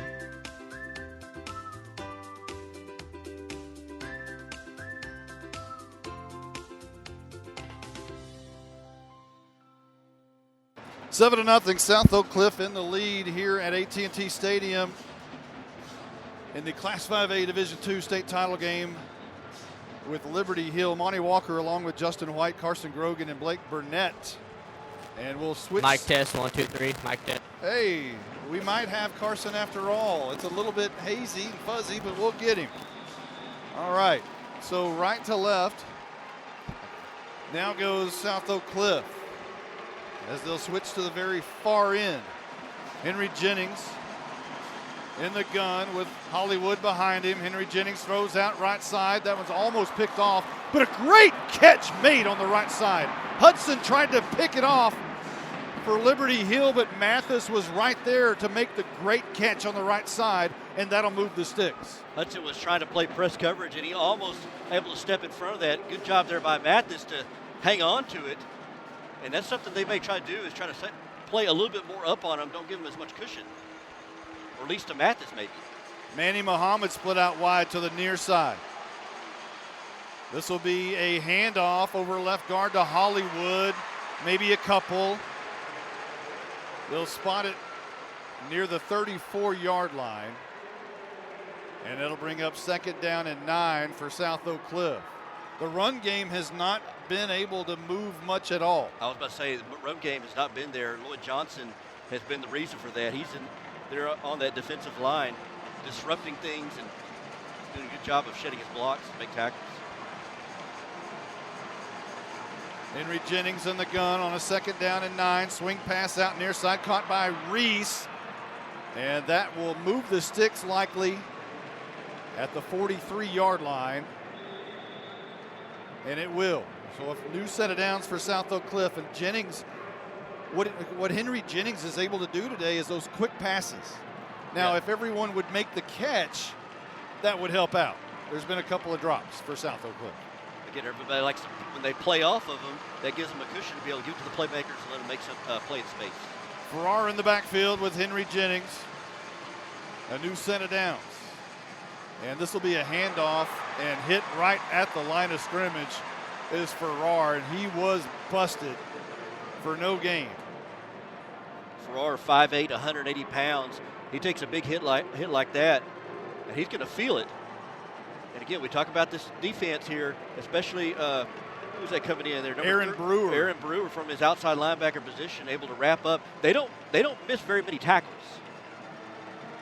Well, when you're in the 5A state title game, you generally don't miss a lot of tackles. Here's Henry Jennings, drops back 3 steps, wants to hammer it deep down the right side, and he's trying to find Colleen, a great play on the edge. That was Schrank who broke it up. Justin, let's go over our sponsors real quick. Okay, Millennium Sports and the South Oak Cliff Golden Bears wish to thank today's broadcast sponsor, the Oak Cliff Chamber of Commerce. Work, live, play, invest. Oak Cliff Works, the Dallas Independent School District, Albany Lodge of Laramie, Wyoming, Realtor James C. Bivens of Keller Williams of Plano, the booklet Walking Through the Valley of Grief by author James C. Bivens, available on Amazon. Crowd, go ahead. Roadballs of Allen and Ronald Roadball, Bill DeBerry, Funeral Directors of Denton, Wortham Brothers Roofing of DFW, a quality pool service of North Richland Hills, Harris Ratings Weekly of Corinth and Van Harris. Crowd wanted a pass interference there watching the replay, and it certainly was. Henry Jennings, swing pass out right side. That's going to be caught. And Mathis squirts away through and breaks a tackle for a first down. They'll move the sticks again as Henry Jennings is able to make those quick passes on the screen routes all day. Does that and gives them in space, lets them make a play. And as soon as you get used to that, they'll try. They're not afraid to throw it long as they did earlier. It was an incomplete pass, but they're not afraid to hammer it home if they need to, just to keep the defense honest. 9:13 on the clock and rolling. 7-0. South Oak Cliff over Liberty Hill. This is going to be a handoff up the middle, and Farrar again, nothing doing there. The big defensive end, Lloyd Johnson, was right there to pop him at the line of scrimmage. I'll be curious to hear how many tackles Lloyd Johnson has at this point of the game, because he has been all over the running backs in that backfield. 5th tackle of the game for Lloyd Johnson. Wow. And 2 for loss. Been very active. So a 2nd down and 10 is coming up as Farrar was punched in the mouth at the line of scrimmage. Henry Jennings will go back in the gun. Farrar still in the game. 2 receivers bunched to the near side, 1 up top. And this is going to be Henry Jennings handing off. That's Hollywood rather into the game, and he'll make his way to the 27-yard line, and again a new set of downs. Probably their biggest run of the day for the Golden Bears, able to knife his way through and find some holes. A nice cutback. Well, by Hollywood. He lowered the shoulder and absolutely ran over Devin Riley. 5'9", 160 pounds. He brings a punch. Henry Jennings wants to throw. Looking left side, throwing deep in the end zone for Cawley, who makes a diving catch in the end zone. It's touchdown time in Texas.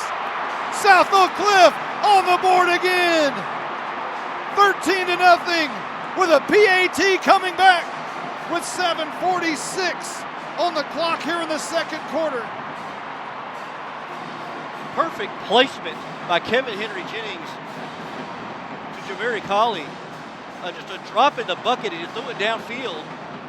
Cawley went straight down the field. Aiden Burrell was in good coverage. It was right there. He just was able to drop it in just the right spot, almost the corner of the back corner of the end zone, and able to complete the catch all the way down to the ground. Varala for the PAT is true. South Oak Cliff 14-0 over Liberty Hill in the Class 5A Division II state title game at AT&T Stadium here in Arlington. 7:46 left to go in the 2nd. We'll be back right after this timeout. Founded in 1986, Wortham Brothers Roofing is the custom home builder's choice and an Owens Corning Platinum preferred contractor. We offer free roofing inspection and, on completion, a certified tech inspection, plus 10-year workmanship warranty. With over 100,000 satisfied customers and a Better Business Bureau A rating. For details, go online to wbroofing.com.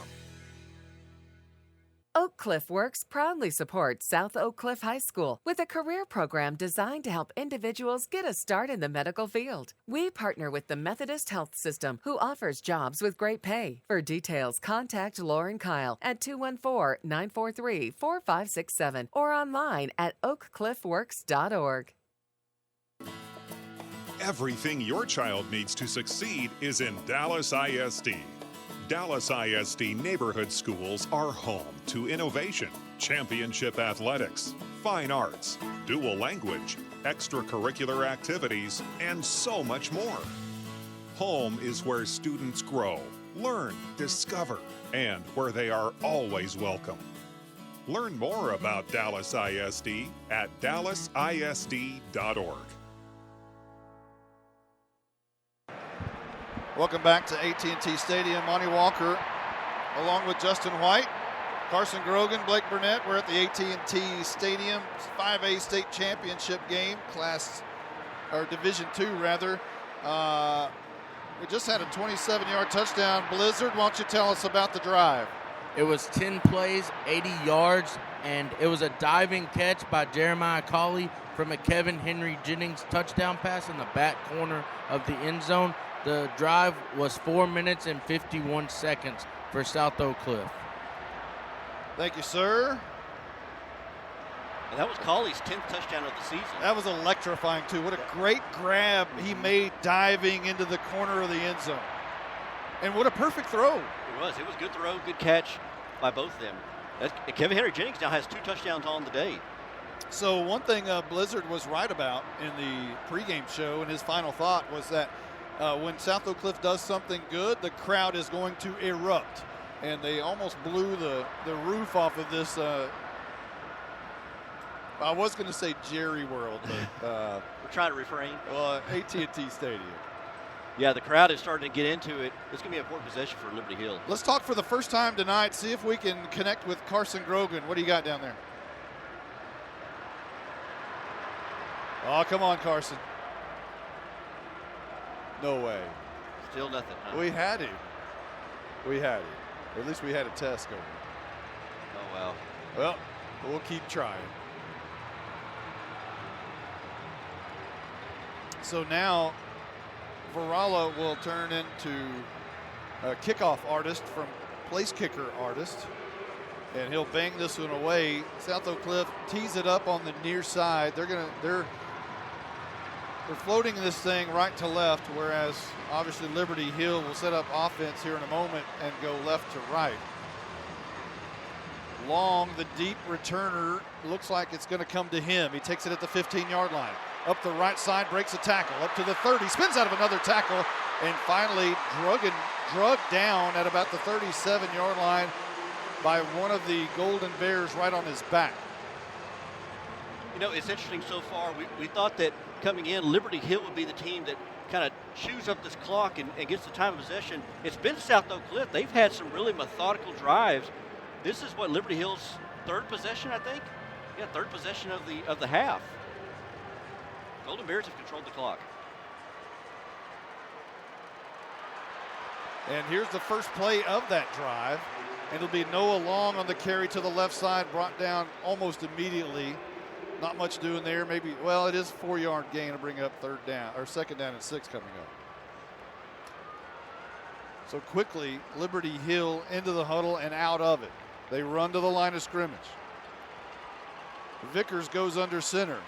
And the little counter trap to the other side. Pittsford has some room and a first down, and he's slung out of bounds after about a 15-yard run to the 45 of the other side. And all of a sudden, here goes Liberty Hill with their slot T. What's interesting about this is they're not far behind the quarterback. So as soon as you got the ball, before you realize who has it, they're almost to the second level. They're almost 6, 7, 8 yards upfield. First down and 10, left to right. And this will be Long on the carry on the left side. And he's going to be brought down after about a 6-yard gain, perhaps. Abdul Muhammad brought him down, the outside linebacker. Muhammad, 86 tackles coming in, 2 fumble recoveries and 2 interceptions on the year. You're not going to get any picks today, so you might want to make all the tackles. Yeah, if you're a defensive back, you better be able to tackle too to come here, because Noah Long, even though he's 5'10", 176 pounds, He pulls a punch. He can really run the ball. Here's Pitchford again on the left side. He's going to be right at the first down marker. Needed to get to the 35. Got maybe to the 34.5. We'll see where they spot it into South Oak Cliff territory. It's 14-0. South Oak Cliff in the lead. 6:10 left to go before half. The clock is rolling, and it always does when Liberty Hill has the ball. Vickers quickly under center. He's going to keep it himself. He turned around like he was going to hand it off, and then he just turned his shoulders and went it himself over left guard, and he got a first down.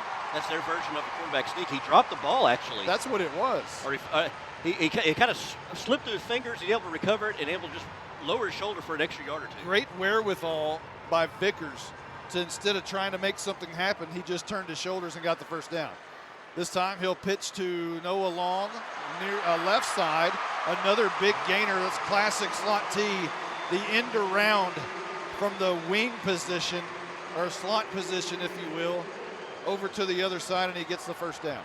Get there, and you get behind his offensive guard, Chance Pogue, kind of leading the way, paving the way for Long.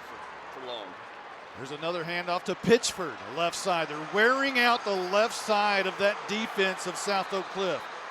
Liberty Hill has obviously found something they like with the left side of their offense, the right side of the defense. They do that. It's a nice 1-2 punch with Noah Long and Joe Pitchford, just kind of alternating between both of them, and they're starting to punish and starting to lean on this offensive line and lean against this defensive line of South Oak Cliff.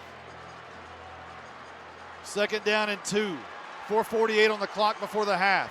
Trailing 14-0. Here's a flag down, and Noah Long's not going to get a first down as he was skated out of bounds by Malik Muhammad and company, but let's check the flag.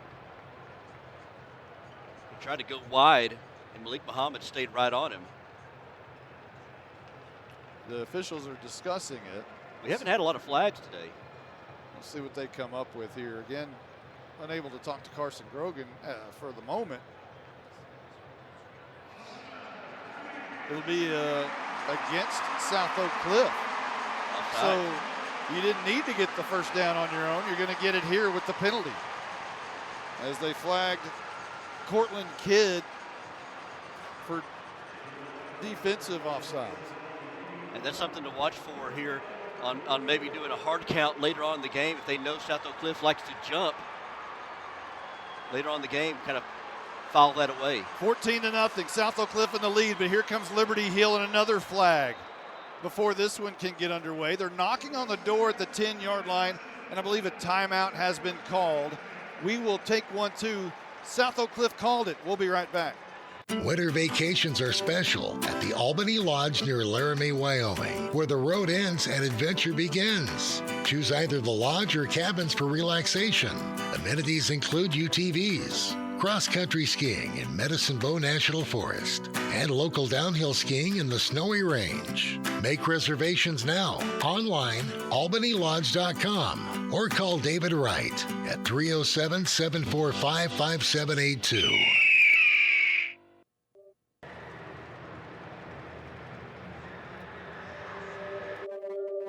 If you or a friend have experienced a significant life loss, get the booklet Walk Through the Valley of Grief by author James C. Bivens. This booklet shares biblical help and is written and designed to help you successfully deal with grief. Walk Through the Valley of Grief is available online at Amazon.com. That's Walk Through the Valley of Grief.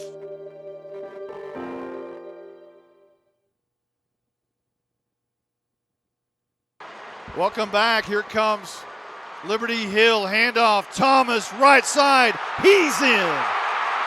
Liberty Hill on the board for the first time today in the Class 5A Division II state title game with 4:26 left to go before the half. They cut the South Oak Cliff lead in half.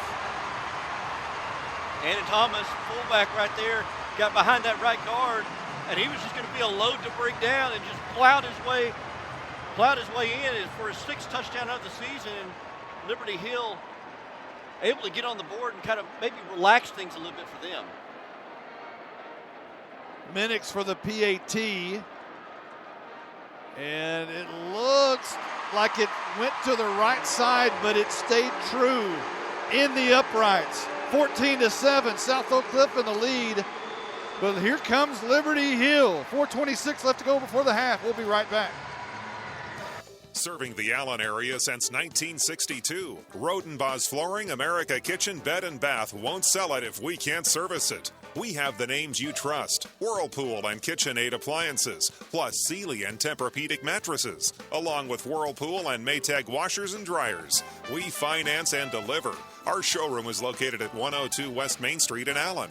Details online at rodenbaughs.com. You've got the hometown advantage with Rodenbaughs. Founded in 1986, Wortham Brothers Roofing is the custom home builder's choice and an Owens Corning Platinum preferred contractor. We offer free roofing inspection and, on completion, a certified tech inspection, plus 10-year workmanship warranty. With over 100,000 satisfied customers and a Better Business Bureau A rating. For details, go online to wbroofing.com. Since 1975, at A Quality Pool Service of North Richland Hills, a happy pool is a happy life. We offer complete pool services, pool renovation, supplies and chemicals, plus Sundance hot tubs and Jacuzzi premium hydrotherapy tubs. For more information, go online to aqualitypools.com or stop by our showroom at 9001 Boulevard 26 in North Richland Hills, Texas. 14-7, South Oak Cliff in the lead here at AT&T Stadium in the Class 5A Division II state title game. But Liberty Hill just scored. Tell us about it, Blake. It was an 8-play drive, 67 yards, and it took 3 minutes and 13 seconds off the clock, and it was capped off by a 10-yard touchdown run by Andon Thomas. Thank you, sir. And this has turned into be quite the game all of a sudden, Justin. Well, I was starting to wonder if it was starting to get away from Liberty Hill there for a little bit. But they moved down the field, score on the drive. And with 4:25 left to go in the 4:26 to go in the first half, up South Oak Cliff up 14-7. This will be an important possession for them to kind of drain as much clock as they can. Remember, Liberty Hill gets the ball here to start the second half, the kickoff. So not turning the ball over and giving them time to move the ball down the field and then get the ball back in the second half. So another good methodical drive by South Oak Cliff would be beneficial for them. Yeah, if you're South Oak Cliff, you want to chew up 4 minutes and 20 seconds here. Absolutely. Leave nothing, basically. Punch it in and feel good about yourself at the half. Right now, there's a little bit of time in order to do that, though. 4:26 on the clock before said half. South Oak Cliff leading 14-7, about to get the football back. And here's a pooch kick. It's going to be taken by an up man. A fair catch called for by South Oak Cliff. And that's Abdul Muhammad who made the catch for South Oak Cliff. And they'll set up shop there.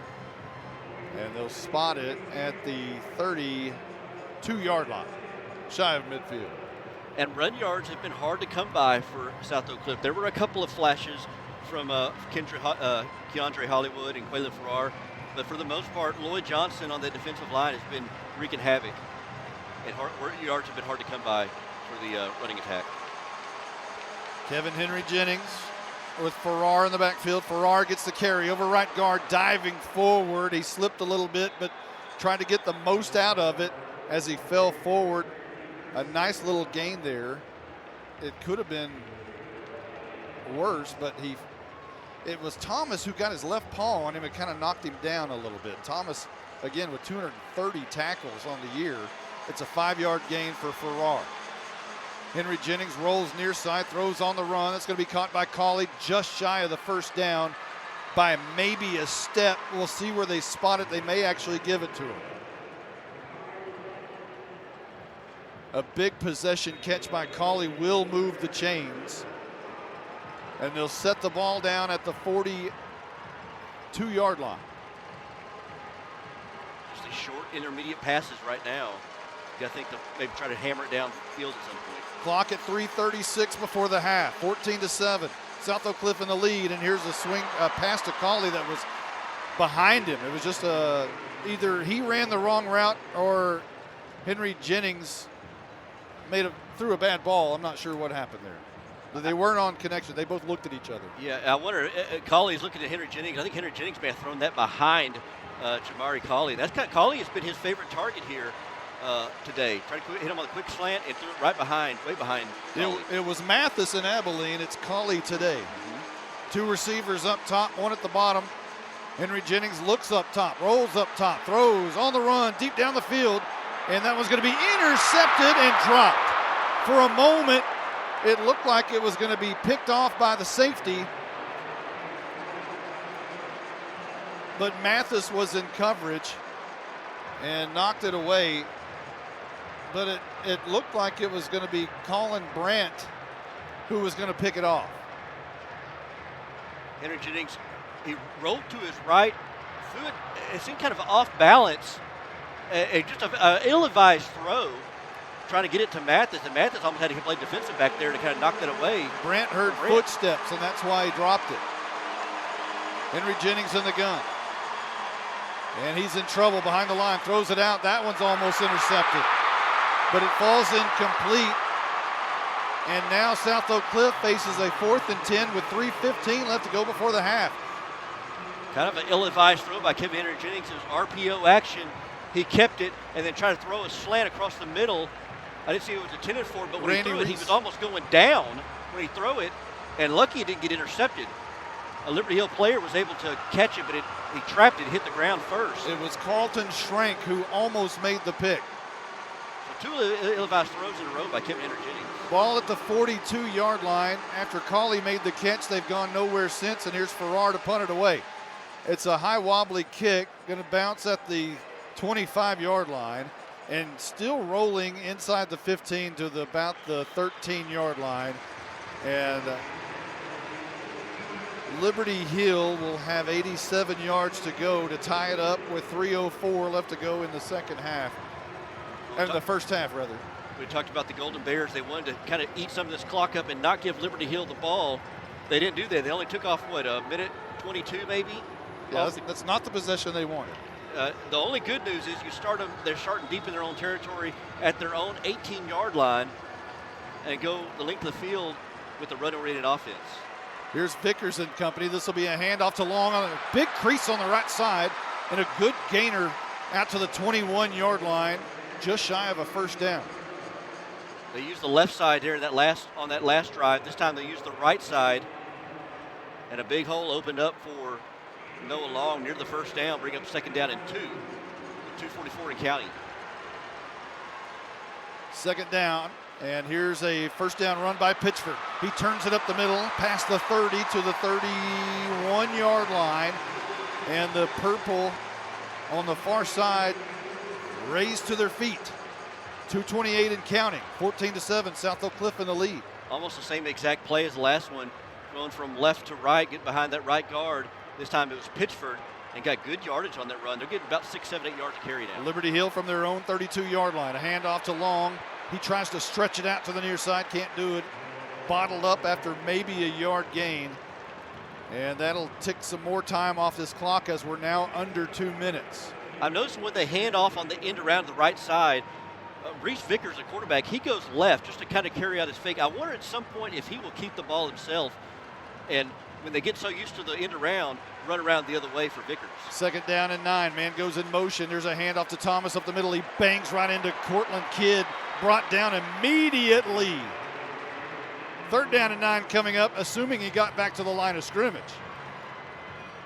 Running to Kidd, 5'10", 290-pound junior nose tackle. Was able to shed his block, and even Andon Thomas was not able to get away from Kidd. So Andon Thomas is a tough runner. So now we're looking at a third down and 8.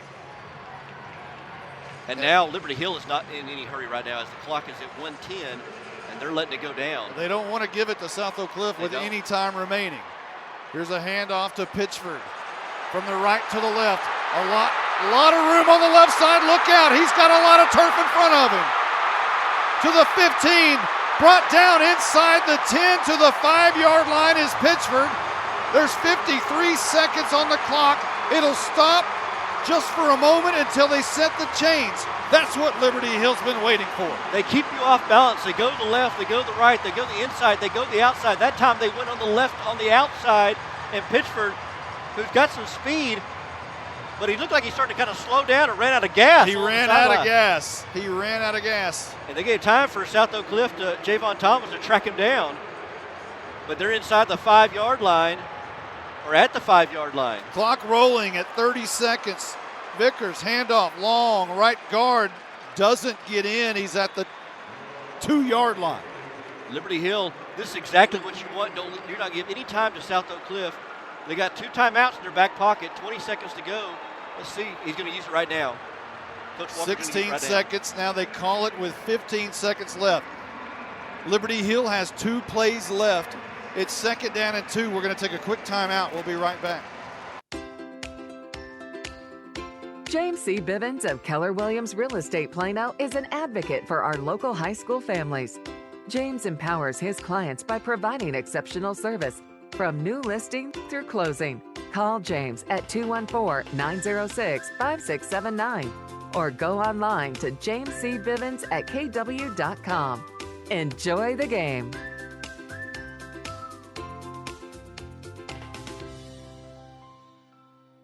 Oak Cliff Works provides workforce training to assist on or underemployed residents within the 87-square-mile area of Oak Cliff. We provide middle-skilled job training and apprenticeships. Contact Keandra Jones of Oak Cliff Works at the Oak Cliff Chamber of Commerce online at oakcliffworks.com. Ball at the 2-yard line. Liberty Hill knocking on the door at AT&T Stadium, trying to tie the game. There's 20 seconds left to go before the half. This is going to be a handoff. Pitchford fighting in, and he's at the 1. No signal. And with 15 seconds on the clock, that's where they called their timeout. That was a discrepancy in the time. But Pitchford did not get in. He'll be down at the 1, and another timeout's been called. But now it's at the 15-second mark again. So now it'll be 3rd down. They ran the time back to 20 seconds on the last timeout. Okay, that makes sense. Thank you, Blake. So now it'll be 3rd and goal from the 1. There's 15 seconds. While we have some time, why don't you go ahead and read our sponsors there before we get into the halftime, please. Oak Cliff Golden Bears wishes to thank today's broadcast sponsor, the Oak Cliff Chamber of Commerce. Work, live, play, invest.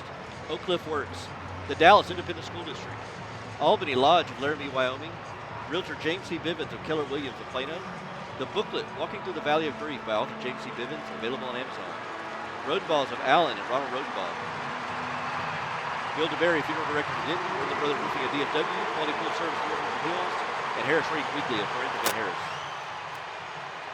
So it's 3rd down and 1. 15 seconds left to go before the half. Liberty Hill trying to tie it right here. Slot T. Vickers, handoff, right side. Touchdown Liberty Hill. As who do you give it to? Andon Thomas, the big fullback, and he punches it in.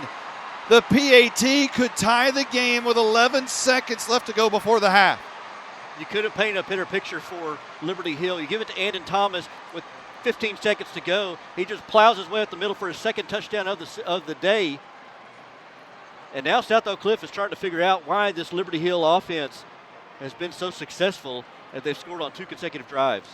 Minix for the all-important PAT. The kick is up. Again, it floats to the right, but again, it's good. And Liberty Hill has tied the game with 11 seconds left to go before the half. Wow. We'll take a quick timeout. We'll be right back right after this. Spring through fall at the Albany Lodge near Laramie, Wyoming is where the road ends and adventure begins. With guide services and outfitting for hunting, blue ribbon trout fishing on the North Platte River, kayaking, mountain biking, and hiking. Enjoy our restaurant, trading post, and gas station. Albany Lodge is where the road ends and the adventure begins. Make a reservation at albanylodge.com or call David Wright at 307-745-5782. Since 1963, the Harris Ratings Weekly has provided Texas high school football coaches and fans complete rating services. including the power ratings for all UIL football teams, from 2A to 6A, with the top 10 rankings and the point differentials for each game each week. For more information, call Harris Ratings Weekly and Van Harris at 940-498-5176. That's 940-498-5176. And they're online at harrisratings.com. Harris Ratings Weekly, another proud supporter of Millennium Sports football broadcasts. Minix will pooch this one to South Oak Cliff, which will be a fair catch called for by Williams. And they have tied the game 14-14, 11 seconds left to go before the half. Blizzard, give us a scoring drive recap for Liberty Hill. The last drive for Liberty Hill was 8 plays, 87 yards in 2 minutes and 53 seconds, capped off by a 1-yard touchdown run by Andon Thomas, his second touchdown of the game. So, Justin White, if you're Hollywood and Kevin Henry Jennings, do you try to bang this one down deep, or do you just take a knee and go to the half? Knowing Coach Todd, they're going to try to go for it once at least. So here's Henry Jennings is going to keep it himself up the middle, not much doing there. Matter of fact, it looked ugly. Looked like he planted his knee wrong. And again, it's the big defensive end who makes the stop. Lloyd Johnson right in the gut of Henry Jennings. And that's the end of the first half. Right now, as we end, it's the Purple Sea on the far side that's all on their feet. They think they have control, and they do because they've scored 14 unanswered points. Yeah, I think it took a little bit of time for Liberty Hill to settle in offensively and defensively. But as you can see on that last play right there, they're starting to figure out this South Oak Cliff offense. And it'll be interesting to see the adjustments made by both coordinators, offensively and defensively, for South Oak Cliff and Liberty Hill. We're going to take a quick timeout. We are in the James C. Bivens of Keller Williams Realty halftime show. And when we come back, we've got a special interview. We'll be right back right after this. Whether buying or selling your home, it's a major decision. James C. Bivens of Keller Williams Real Estate Plano will help. James is a former teacher, principal, superintendent, coach, and resident of Frisco. For details, go online to James C. Bivens at kw.com or call 214-906-5679.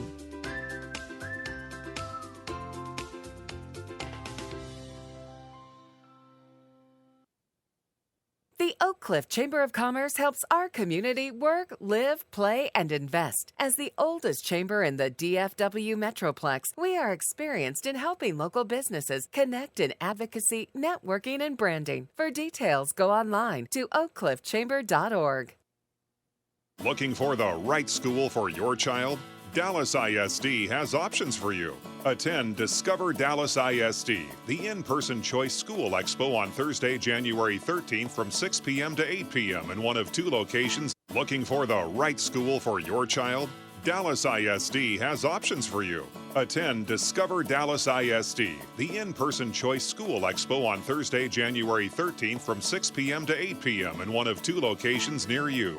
Visit with school representatives from an array of specialty schools and programs such as Magnets, Montessori, single gender, dual language, collegiate academies, career institutes, and many more. For more information about locations, visit dallasisd.org/choose.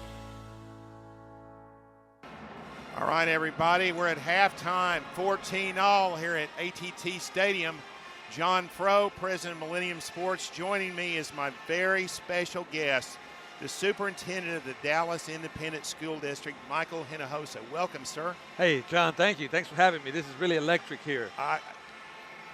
What's going on in SOC is incredible. It's white out. Everybody's wearing white. I've never seen so many fans. It is electric. Sir, I met you the first time a few years back. We were broadcasting for the Madison Trojans at State. I hope you remember you came down. It was back when it was still in Austin.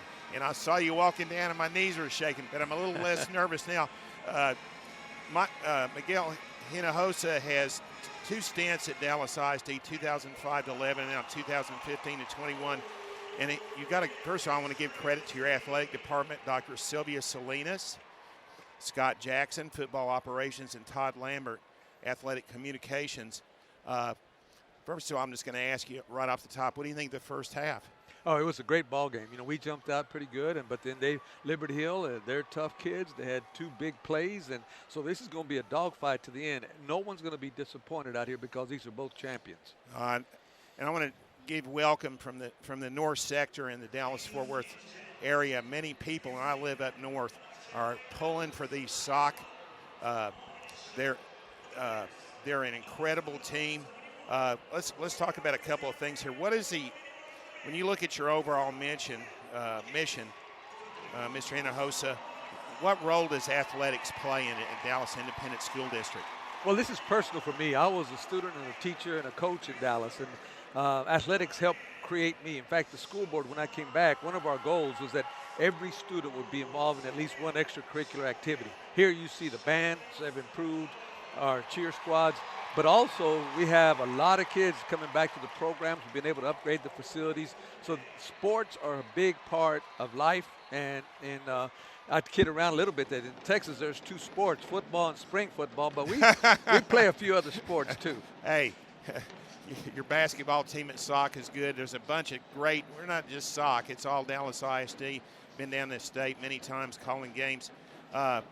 This 2021 Golden Bears teams is a historic team for Dallas ISD. What would a state championship or tied at 14-all mean to Dallas ISD, the faculty, and the students? Well, it's a dream because, people say we couldn't do this, and we're here. We got to have to go. The last time we won was when we were segregated, and actually the Prairie View League that won. Yeah. When I went to Sunset, but I graduated in 75, but in 1950 they won, but it was just the city leagues. And, of course, we had Carter win, but that was overturned. So for this city and this school district, and actually all of North Texas is cheering for Sock right now, it would be something special because the way these kids and these coaches have performed at this school, not only on the field but also academically, we're very proud of them. Well, it's so exciting to have you here today. Also, let's talk about Coach Todd for a moment and his staff. They are exemplified, to me, great leadership, tradition, and decorum in this season. We've followed them now for about 6 weeks. Going forward, how will that build a continued legacy for Sock High School athletics and the student athletes? Well, Coach Todd is the key. He followed Coach Thomas, but Coach Todd's grandfather was a principal at Sock for 10 years, and then he supervised Sock for 10 years. So this is personal for him. And I know a lot of colleges have recruited him, but he says he wants to stay with these families, and these kids really look up to him.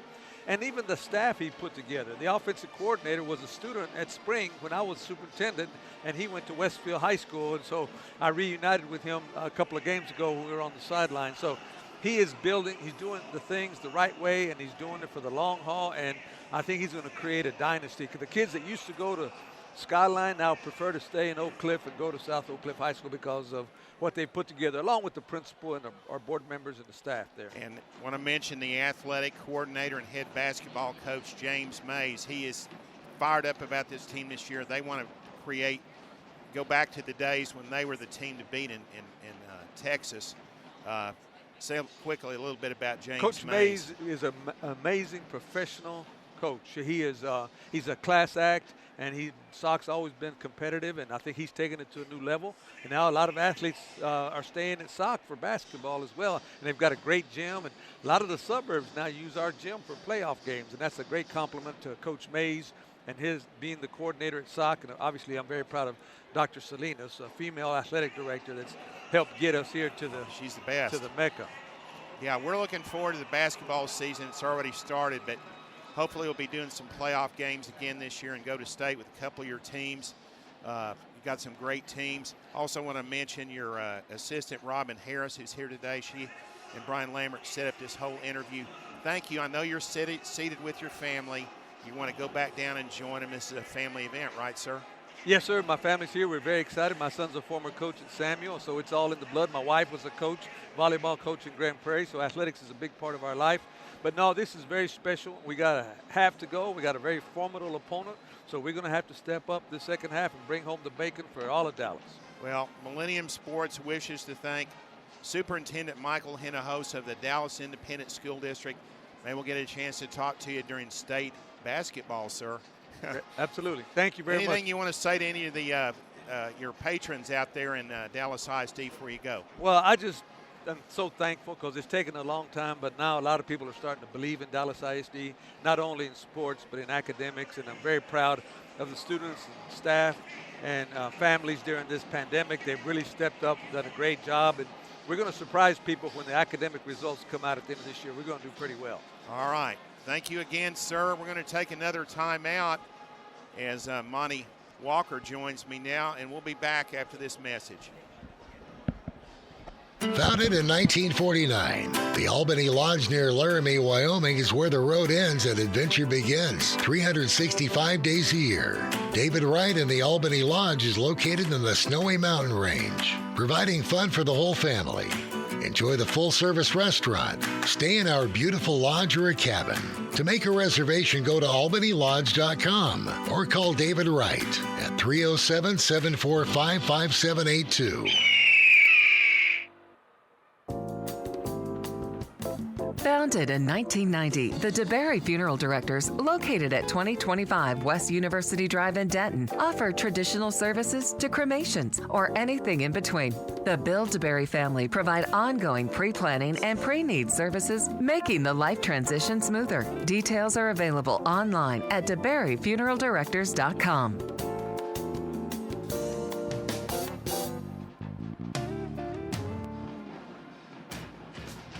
Wortham Brothers Roofing knows successful teams use scouting reports, as do smart homeowners.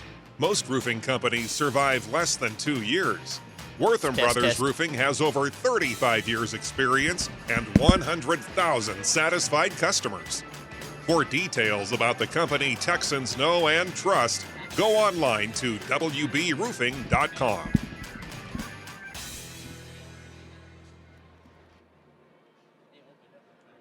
Welcome back to AT&T Stadium. Monty Walker along with Justin White and Blake Burnett, Carson Grogan. We're at the half.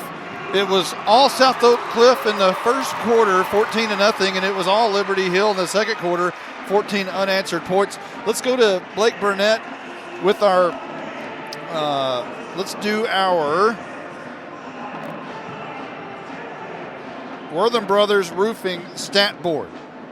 We'll start with the South Oak Cliff stat board. Kevin Henry Jennings, the quarterback, has 8 completions on 15 attempts for 103 yards. He is 53% so far with 2 touchdowns and a long of 27 on the game so far.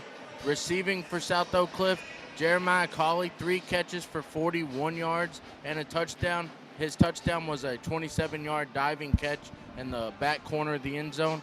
Kylan Mathis has 2 catches for 30 yards. Coleman has 1 catch for 17 yards. That 1 catch was a touchdown. And Randy Reese has 2 catches for 15 yards so far tonight. Now we'll jump to the South Oak Cliff defense, as they are led by Thomas, who has 8 total tackles so far. Abdul Muhammad, 6 tackles. Kyron Chambers, 5 tackles. Cortland Kidd, 5 tackles.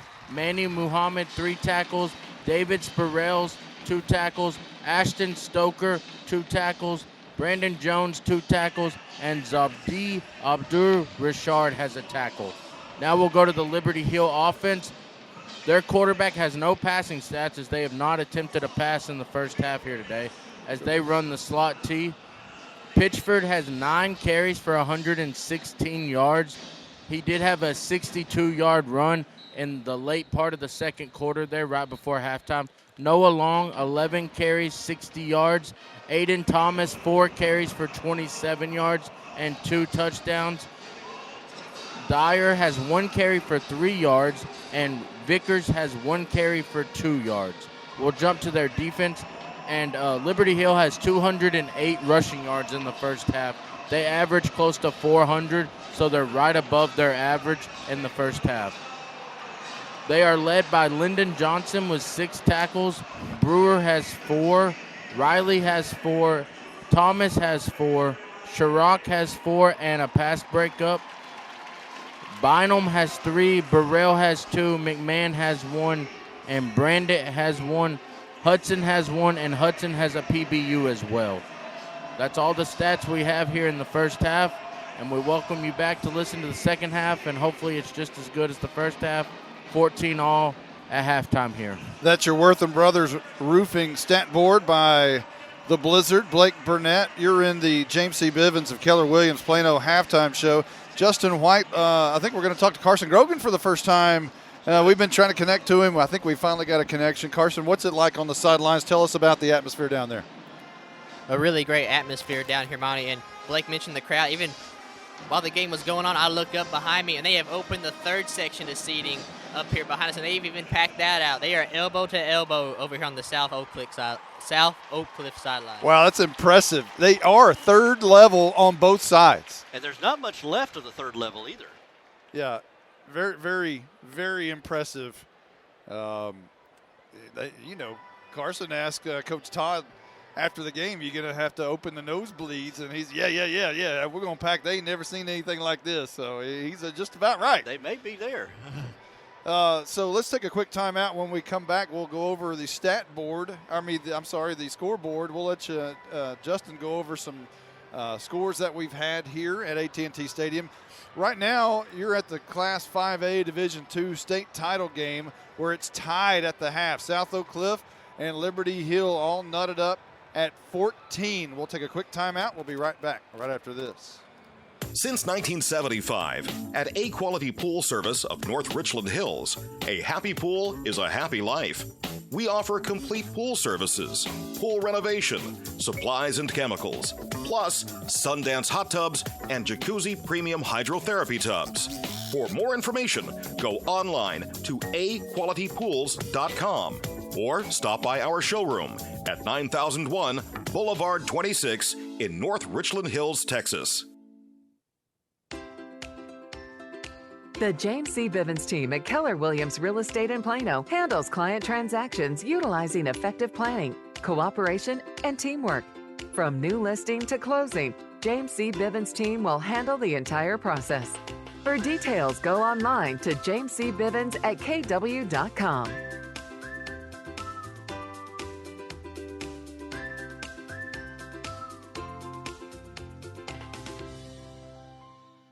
Welcome back to the Realtor James C. Bivens of Keller Williams Plano halftime show.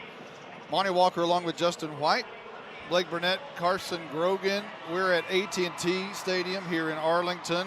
It's the Class 5A Division II state title game where it's all knotted up. 14-14, South Oak Cliff and Liberty Hill. Let's go over our Dewberry Funeral Director's scoreboard, Justin. All right, we'll start in the little six-man scoreboard. 1A Division II and a close one. Westbrook defeated May 72-66 in a shootout in the 1A Division II final. Strawn, who's a big powerhouse in six-man football, they defeated Motley County 73-28. Let's go to Class 2A Division I. Shiner defeats Hawley in a big one, 47-12. 2A Division II, Falls City loses to Stratford 39-27. Go over to 3A. 3A Division I, the game we were kind of following here that we're familiar with. Lorena defeats Brock 35-18. Lorena finishes off a great season. First state championship, I believe, since 1987-88. Gunner loses a 1 to Franklin. That was a back-and-forth matchup there in 3A Division II. Gunner loses to Franklin 49-35. Last night, LBJ, who is a very athletic team, they actually played Liberty Hill here early in the season and beat Liberty Hill, but they were not enough for the Yellow Jackets. The Stephenville Yellow Jackets win 38-21 over Austin LBJ. Gilmer loses to China Springs 31-7. China Springs finishes out an undefeated season where they took out Carthage earlier in the playoffs. And then I got to make sure I say this right. Katy Pato wins in overtime over College Station 27-24. We've got a couple more games here today. After this is at 3 o'clock. Duncanville takes on North Shore for the third time in about 4 years. Maybe 3 years, actually. And that'll be a big game. Reginald Samples, the head coach there, is coached Jason Todd, the head coach of South Oak Cliff, has coached under Coach Samples. So both those guys, it'd be great to get their first state championship on the same day here at the same stadium. Root for both those guys. And then finally wrapping up the 2021 season, Geyer against Austin Westlake. Austin Westlake trying to go for their third title in a row. Coach Todd Dodge, former South Lake Carroll head coach, is there at Austin Westlake. He's retiring after this season, so he's trying to finish his career with the trifecta with his third state title in a row. They play Denton Geyer tonight at 7. All right, that's your Dewberry Funeral Director scoreboard. Justin, thank you very much. We're going to take a quick timeout, and we'll come back, and we'll go over the first half recap. We'll be right back right after this. Founded in 1986, Wortham Brothers Roofing is the custom home builder's choice and an Owens Corning Platinum preferred contractor. We offer free roofing inspection and, on completion, a certified tech inspection, plus 10-year workmanship warranty. With over 100,000 satisfied customers and a Better Business Bureau A rating. For details, go online to wbroofing.com. Oak Cliff Works proudly supports South Oak Cliff High School with a career program designed to help individuals get a start in the medical field. We partner with the Methodist Health System, who offers jobs with great pay. For details, contact Lauren Kyle at 214-943-4567 or online at oakcliffworks.org. Welcome back to AT&T Stadium. Monty Walker along with Justin White, Blake Burnett, and Carson Grogan. It's 14-14. We're at the half. We're in the middle of the James C. Bivens of Keller Williams Plano halftime show, a realtor, James C. Bivens. We haven't had a lot of penalties today, Justin. We've seen very minimal. Great job by the crew today. They're out of the Fort Worth chapter. The referee is Bill Theodore. The umpire, Mike Martin. The head linesman is Thomas Bean. Let me check. The judge is Thomas Bennett. Field judge Bradley Vick. We also have Bryant Warren and the back judge Kevin Yarborough. So good crew today. I guess, when you get to the Class 5A Division II, any state title game, doesn't matter what classification, you're going to get primo referees. They're graded out, very nicely, and these obviously have met the requirements, and they've done a great job.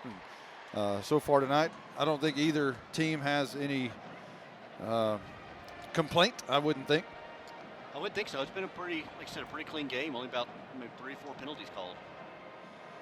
So let's go over the recap of the first half. It was South Oak Cliff who took the ball first. And they ended it with a Henry Jennings to Corinthian Coleman touchdown of 17 yards to get them on the board first. And the Golden Bears took the first lead of the game with 6:58 left to go in the first. They held Liberty Hill to a punt, and everything looked pretty good for South Oak Cliff to kind of take charge of this football game.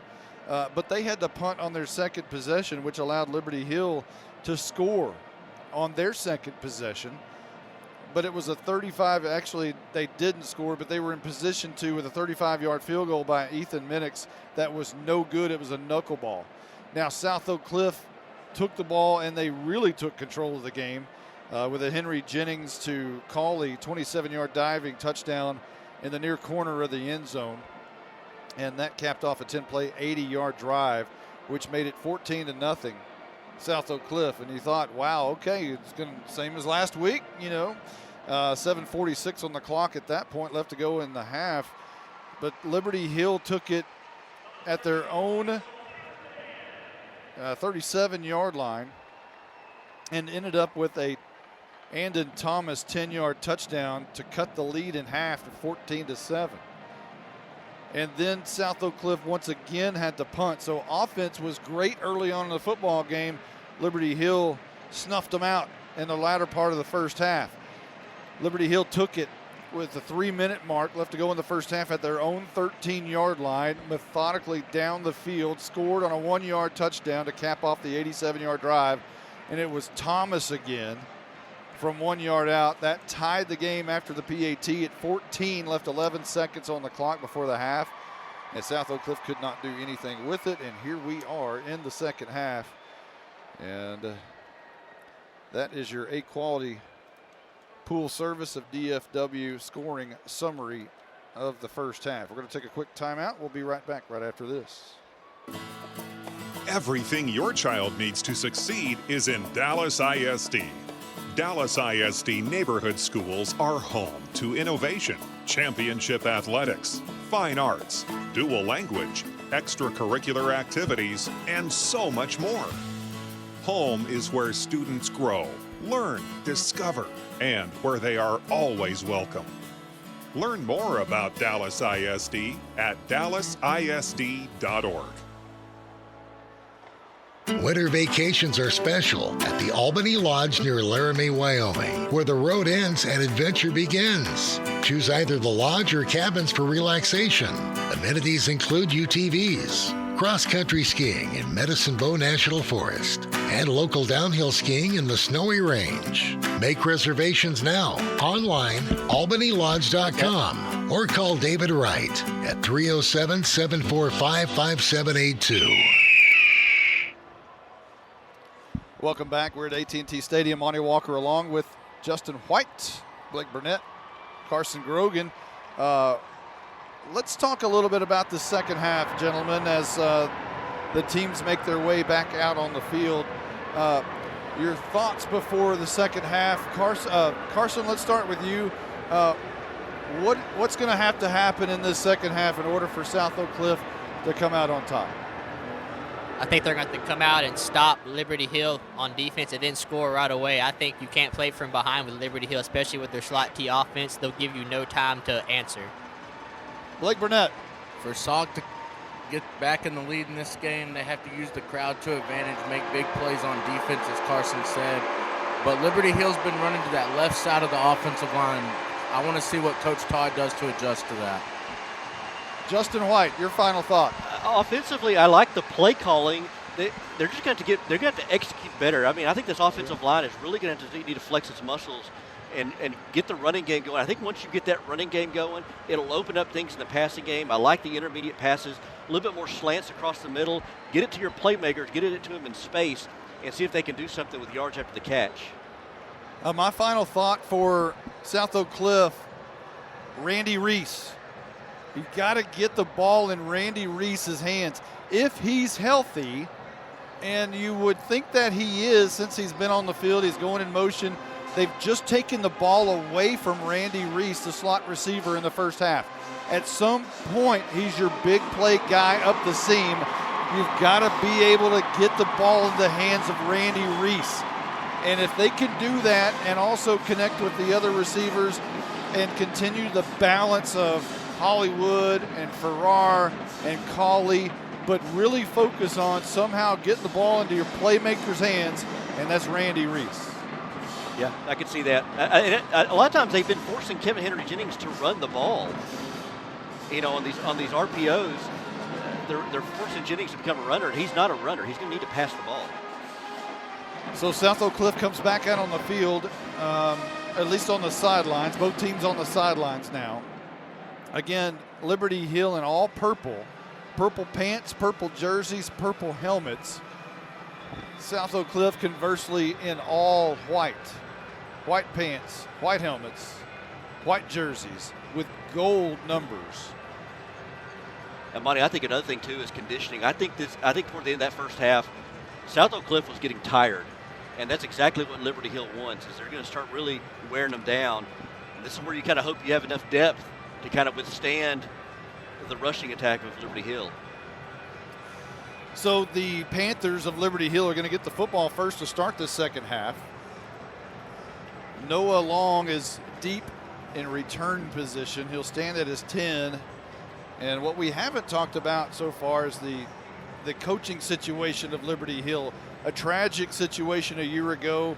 The head coach passes away.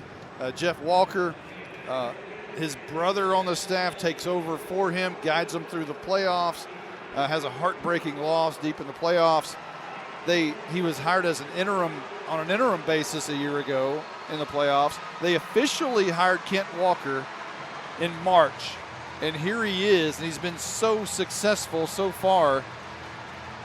And a matter of fact, 18-3 since he was named interim. Here's the kickoff. It's going to be taken by Long at the 14-yard line, coming up the right side. Gets a pretty good block. Look out, he could be off to the races. 45 at midfield and steps out of bounds right there. And Liberty Hill will start the second half with great field position at midfield, moving left to right. It looked very similar to the way Randy Reese returned his kick. Had a nice little hole, nice little crease, but good job, at least by the South Oak Cliff defense to track him down. But they got good field position on the Golden Bear side of the field.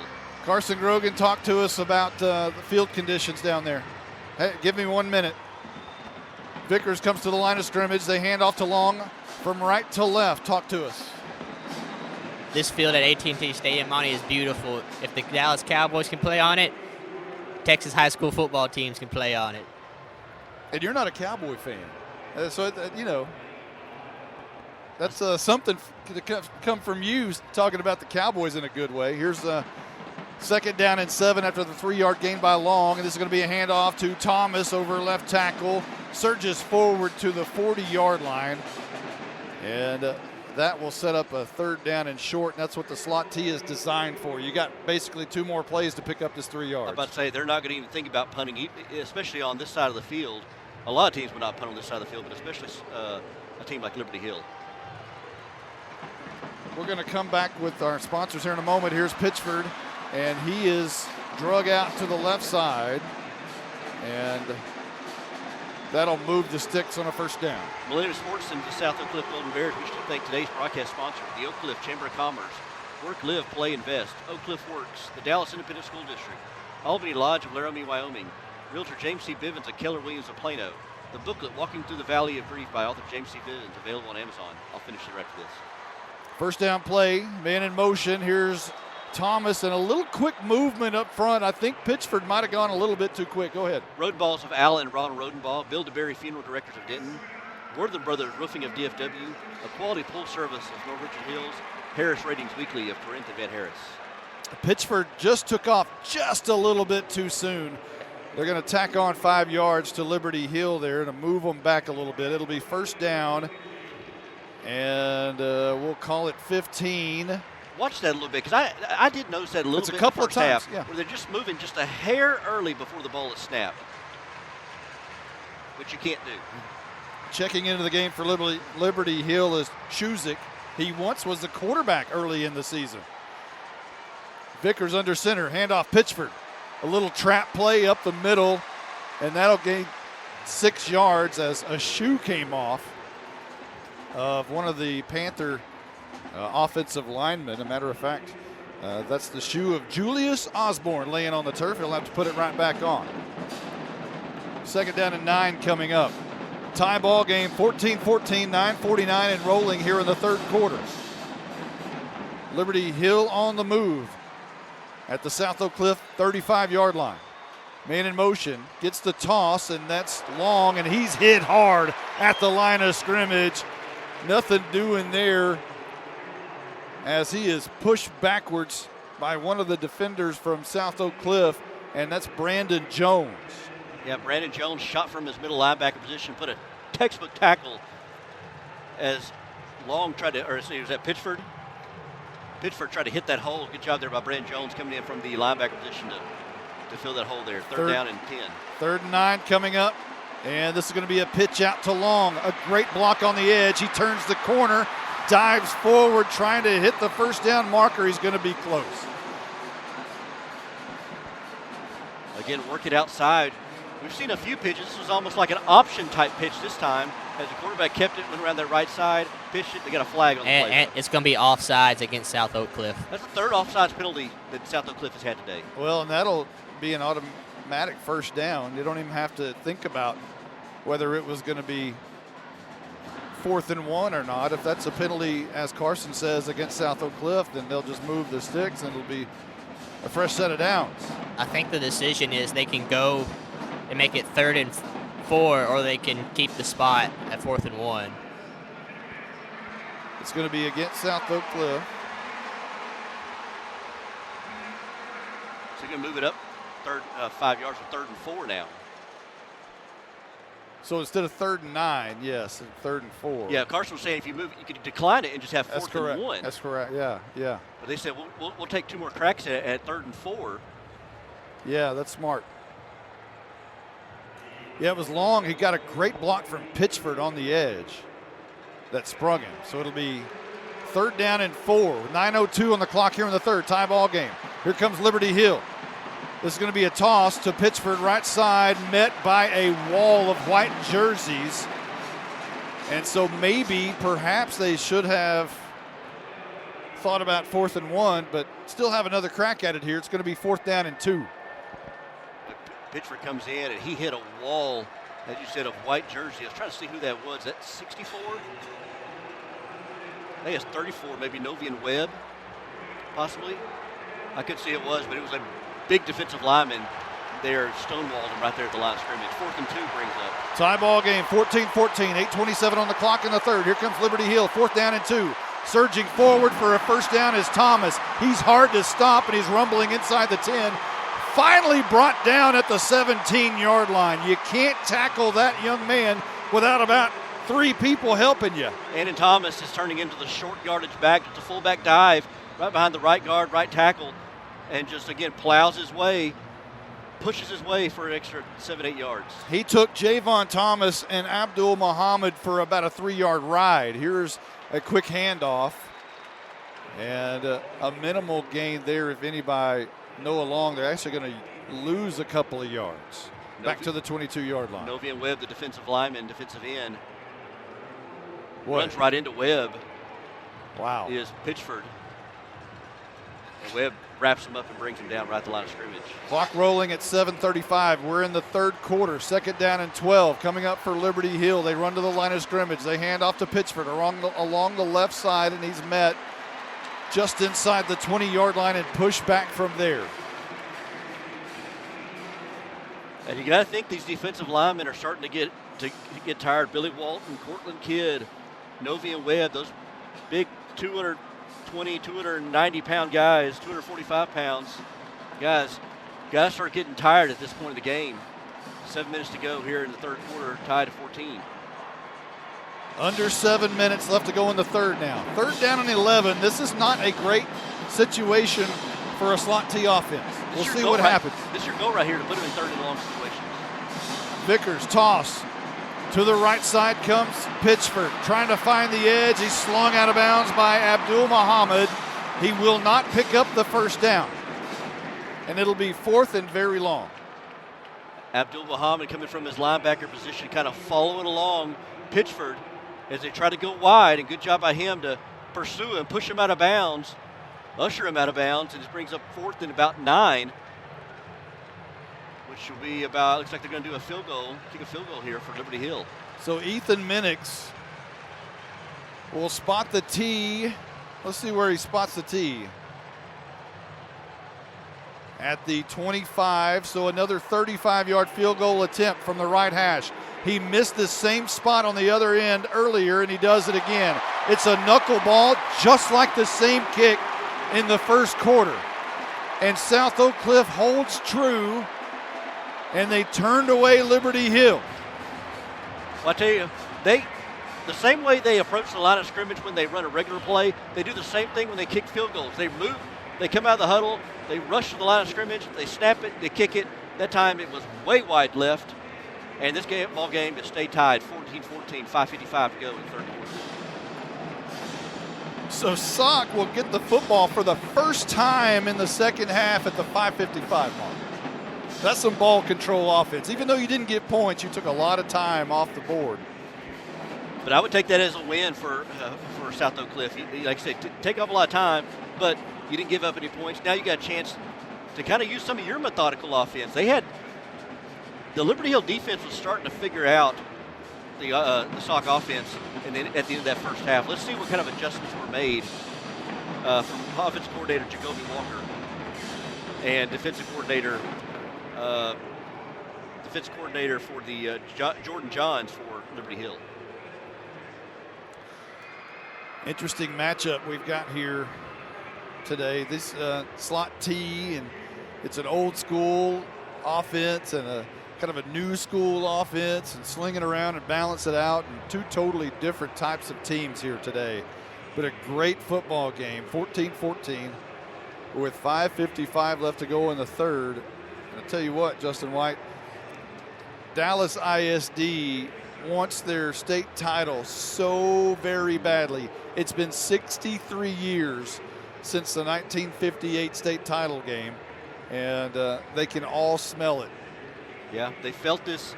You know, the last time a team made it to the state championship was 2004 with Dallas Lincoln, and they lost a heartbreaker there. And then there was 1988 with Dallas Carter. But and some people would tell you that they still count that Carter one, even though it was unfortunately stripped. But this is an opportunity for South Oak Cliff to get their first title, and you got all of Dallas behind them. The Big Cats lead them out on offense. They'll run right behind Dennis Jones, Nehemiah Dewberry, and Breon Ramsey Brooks up the middle, the big lineman. Henry Jennings will be in the backfield in the shotgun formation. And he gets it. And handoff to the right side, and that is going to be, I believe, Hollywood, who is met by a purple line. And nothing doing there by Hollywood, and the run game has just been struggling all day by South Oak Cliff. Yeah, they really have had a hard time getting things going offensively as far as the ground game. We've been having to more lean on the passing game, and that was one of the adjustments that you got to have in the second half. Is you've got to get this ground game going, got to get this offensive line on their blocks and start pushing things around there in the trenches. Hollywood will stand to the left of Henry Jennings. The man goes in motion. Is Reese. Rolling out near side. Henry Jennings, deep ball down the right side. That's going to be tipped up, and almost a great catch by Mathis. It was trapped on the back shoulder of the safety, Carlton Schrank, as Mathis kept trying to bring it in, and he just finally couldn't do it, and it falls to the turf. Man, that ball tipped around. I mean, amazing concentration by Mathis. As we see it here on the replay, Mathis had on Schrank's back. Oh. And they're like hugging almost, and the ball is on Schrank's backside. He's trying to pull it up and just can't bring it in. It almost got intercepted on the ricochet. Another thing you have to think about, he almost had possession long enough to where it was a fumble perhaps, but they rule it incomplete. He did have both hands on the ball for quite some time. And on this South Oak Cliff sideline, Coach Todd is pleading with the officials about pass interference penalties. And apparently a timeout is taking place on the field. We'll take one, too. We'll be right back right after this. Whether buying or selling your home, it's a major decision. James C. Bivens of Keller Williams Real Estate Plano will help. James is a former teacher, principal, superintendent, coach, and resident of Frisco. For details, go online to James C. Bivens at kw.com or call 214-906-5679.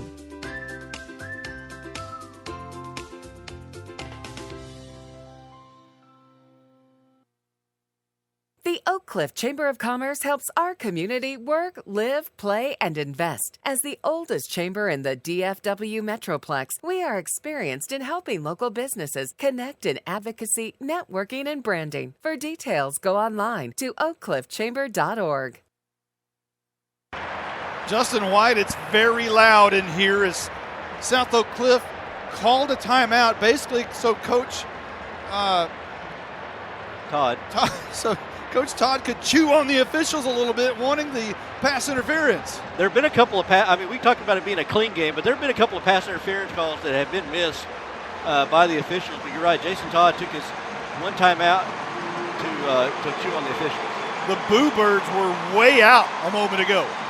And there's a little movement up front. And Henry Jennings, the ball goes past him. The flag comes out as right now Liberty Hill has all the momentum in this football game. They're feeling right now. They're getting a push. It's going to be a false start against South Oak Cliff. What was 3rd down and 11 is now 3rd down and 16.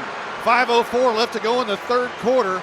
All tied up 14-14, but South Oak Cliff can't get out of their own way. And you talk about it is loud in here. We're not able to hear as well because we have our headphones on, but you take them off and it's loud in this place.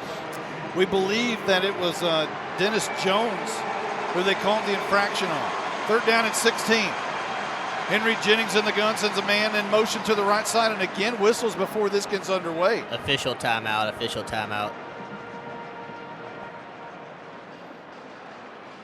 And the left ear right there of the official and the umpire, Mike Martin, the left ear has got to be bleeding a little bit from what he just took from Jason Todd a moment ago. Jason Todd was pleading to 3 officials at one point. And now when the officials are talking to the linemen. It's loud, and that could be playing a big factor. And if you're South Oak Cliff, you want to tell everybody, hey, be quiet on our side just for a moment, because you've got to get the snap. Yeah. And there's quite a bit of Liberty Hill people that have started to kind of fill in this place too. It's more Sauk, but Liberty Hill's got their own.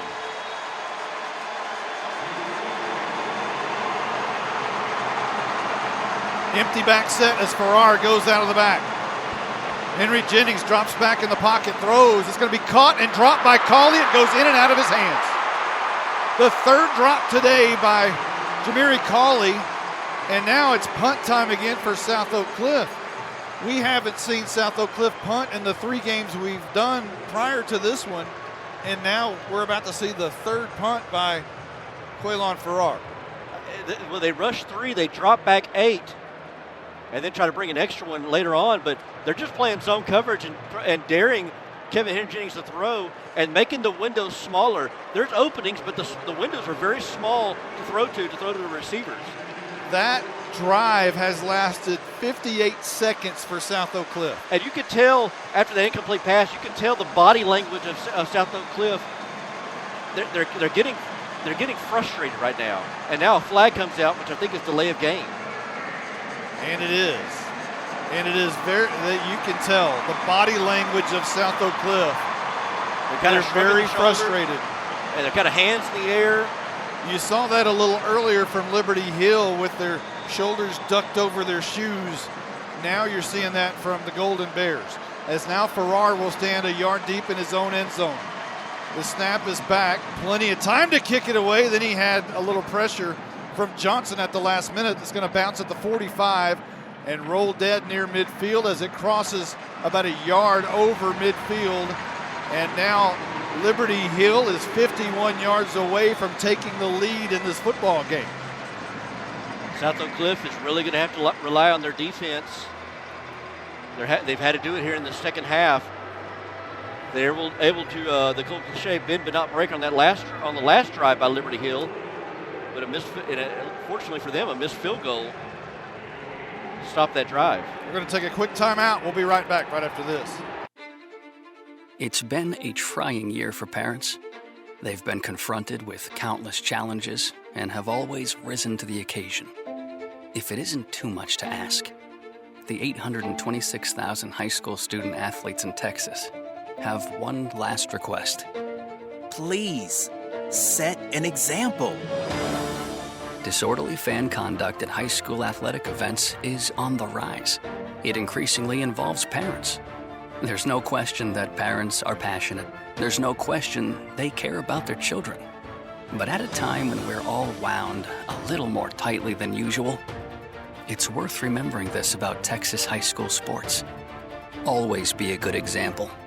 Stop unruly fan behavior before it starts. This message presented by the Texas University Interscholastic League and the Texas High School Athletic Directors Association.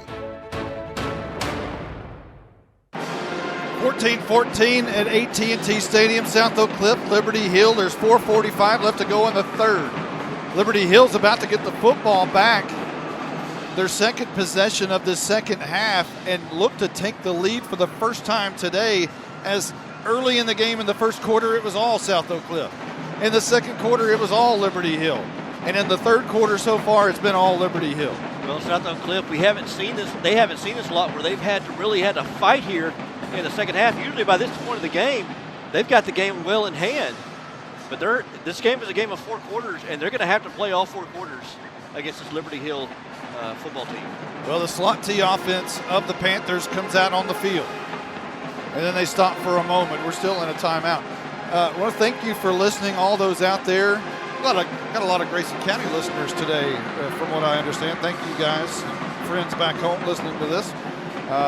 It's been fun. It has to say the least. It's been a lot of fun, and we've got a great football game on top of that. As here come the Slot T Panthers. They come to the line of scrimmage. Vickers is going to hand off to the first man through, which is Pitchford, and he gains 6 perhaps across midfield to about the 40-yard line. And the Slot T works to perfection there, setting up a second down and short. Pitchford, not a big guy, but I tell you, he is a load to bring out. Both him and Noah Long, talked about earlier. They don't go down with just arm tackles. You've got to wrap up, and they keep those legs churning when you do make contact. Second down and 4 coming up on the South Oak Cliff side of the ball. This is going to be a handoff to Dyer up the middle, who's got a first down. A quick hitter over left guard, the fullback dive. And Dyer picks it up as he just barely crosses the yards needed for a first. Dyer only had 1 carry in that first half, 8 carries for 89 yards. It was the first play of the game. Yeah, 8 carries for 89 yards last week. For them. But they got a plethora of running backs they throw at you. Remember, coming in, they have 4 players that have at least 800 yards rushing. 3:43 on the clock. It's rolling here in the third quarter. All knotted up at 14. Here's a toss to Pitchford. Right side, he's met and hit, not going anywhere. It's a great play by the defender for South Oak Cliff, and that's Kyron Chambers headed to TCU. The Horned Frog commit able to knife his way through from the secondary and wrap up on Pitchford. And again, as you see there, we see on the replay. I know you can't see it at home, but they move after making contact. That's great technique as Chambers got on his outside and forced him in where everybody else was. Here's Vickers wants to throw the football deep down the field, and it's going to be incomplete. Looking for Noah Long. For the first time tonight, we see the passing game of the Slot T Liberty Hill Panthers, but it falls incomplete. I tell you, Vickers, he had to hurry up and get rid of that ball because he had one of the big defensive tackles, 99. He had Cortland Kidd bearing down on him, all 6'2", or 5'10", 290 pounds coming at him, and Vickers had to throw that ball a little quicker than he wanted to. And Noah Long was covered anyway, so it would have been hard to complete that pass. Here's Pitchford rolling around the left side, trying to find the corner, knocked out of bounds by David Spruells. And they were facing a 3rd and 10, not enough for the first down. It'll be 4th down. And the Slot T is going to have to go about 7 yards here. Good job by Spruells to stay with his guy, not over pursue, got a good angle. And I tell you, a lot of these defensive backs, when they go wide, are having to fight off the blocks. They're hitting them at their knees when they go to block. And here comes the South Oak Cliff crowd. They start to hear it. Boy, you see the eyes of Reese Vickers, the quarterback. They were huge. They showed on the giant jumbotron here. The eyes of Vickers were just massive, and a little smile from his face. You could see he was taking it all in. We got a timeout on the field. We'll take one, too. Back in a moment. Looking for the right school for your child? Dallas ISD has options for you. Attend Discover Dallas ISD, the in-person choice school expo on Thursday, January 13th from 6 p.m. to 8 p.m. in one of 2 locations near you. Visit with school representatives from an array of specialty schools and programs such as Magnets, Montessori, Single Gender, Dual Language, Collegiate Academies, Career Institutes, and many more. For more information about locations, visit dallasisd.org/choose.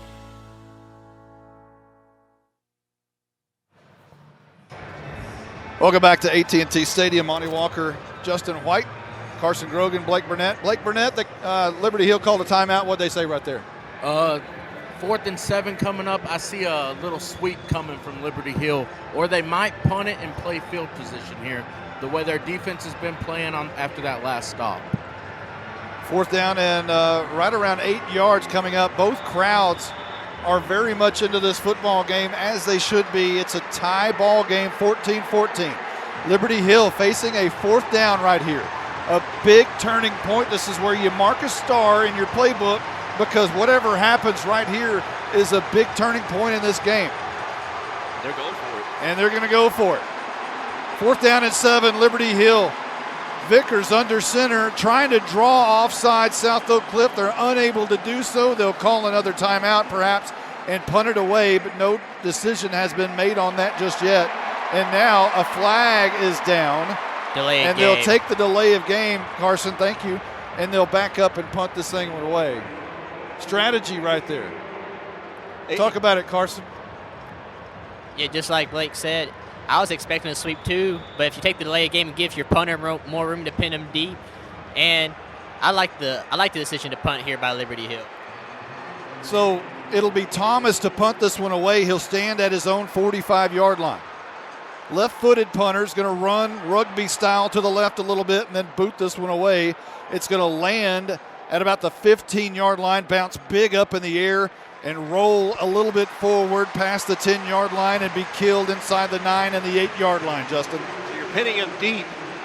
And again, the last 2 possessions for South Oak Cliff have not gone well. They've had a hard time moving the ball. Again, we talk about the running game is not there. It's been pretty much non-existent.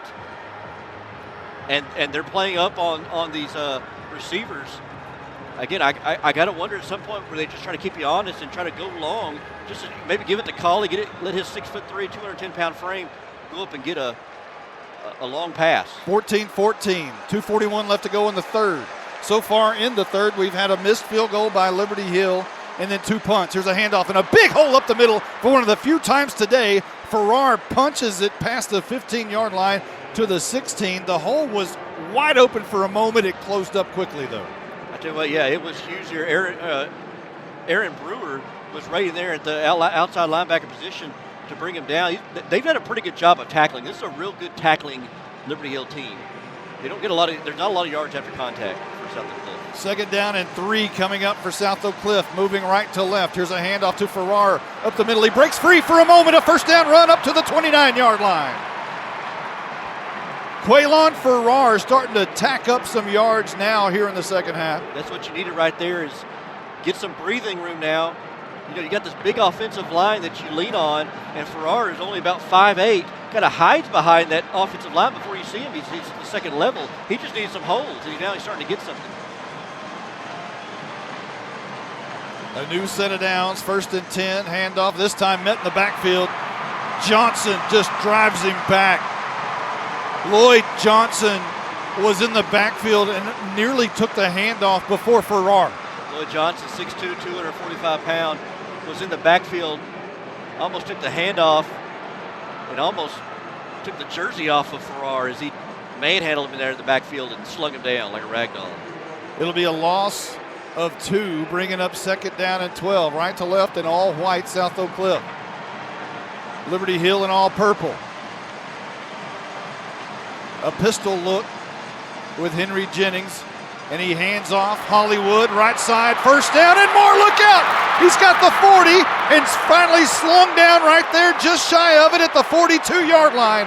For the first time, we've seen the Hollywood star break out tonight. Hollywood gets around the right side, right edge, and then off to the races, outrunning the defense, tries to cut back, and then when he cut back on, lost his footing. But they've been trying to work the inside in between the tackles. This time they used the outside, used the speed of Farrar, and now into Liberty Hill territory. Another pistol look, but flanked to the right side. Another handoff. Coming near side this time is Hollywood. He puts his foot in the ground and cuts up to the inside and has close to about 6 yards inside the 35 to the 34-yard line. Tell you, a big block by Breon Ramsey-Jones, a 6'6", 350-pound right guard on that right side.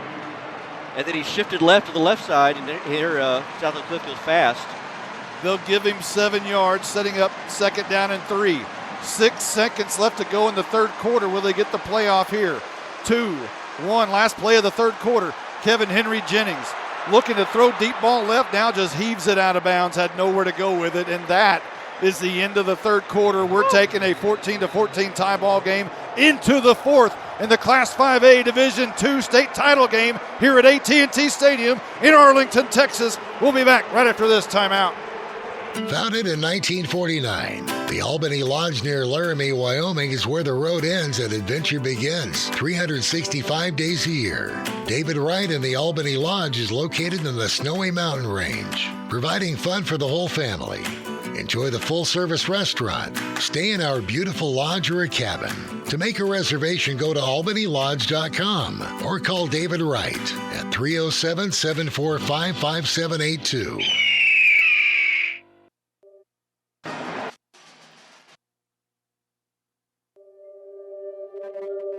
If you or a friend have experienced a significant life loss, get the booklet Walk Through the Valley of Grief by author James C. Bivens.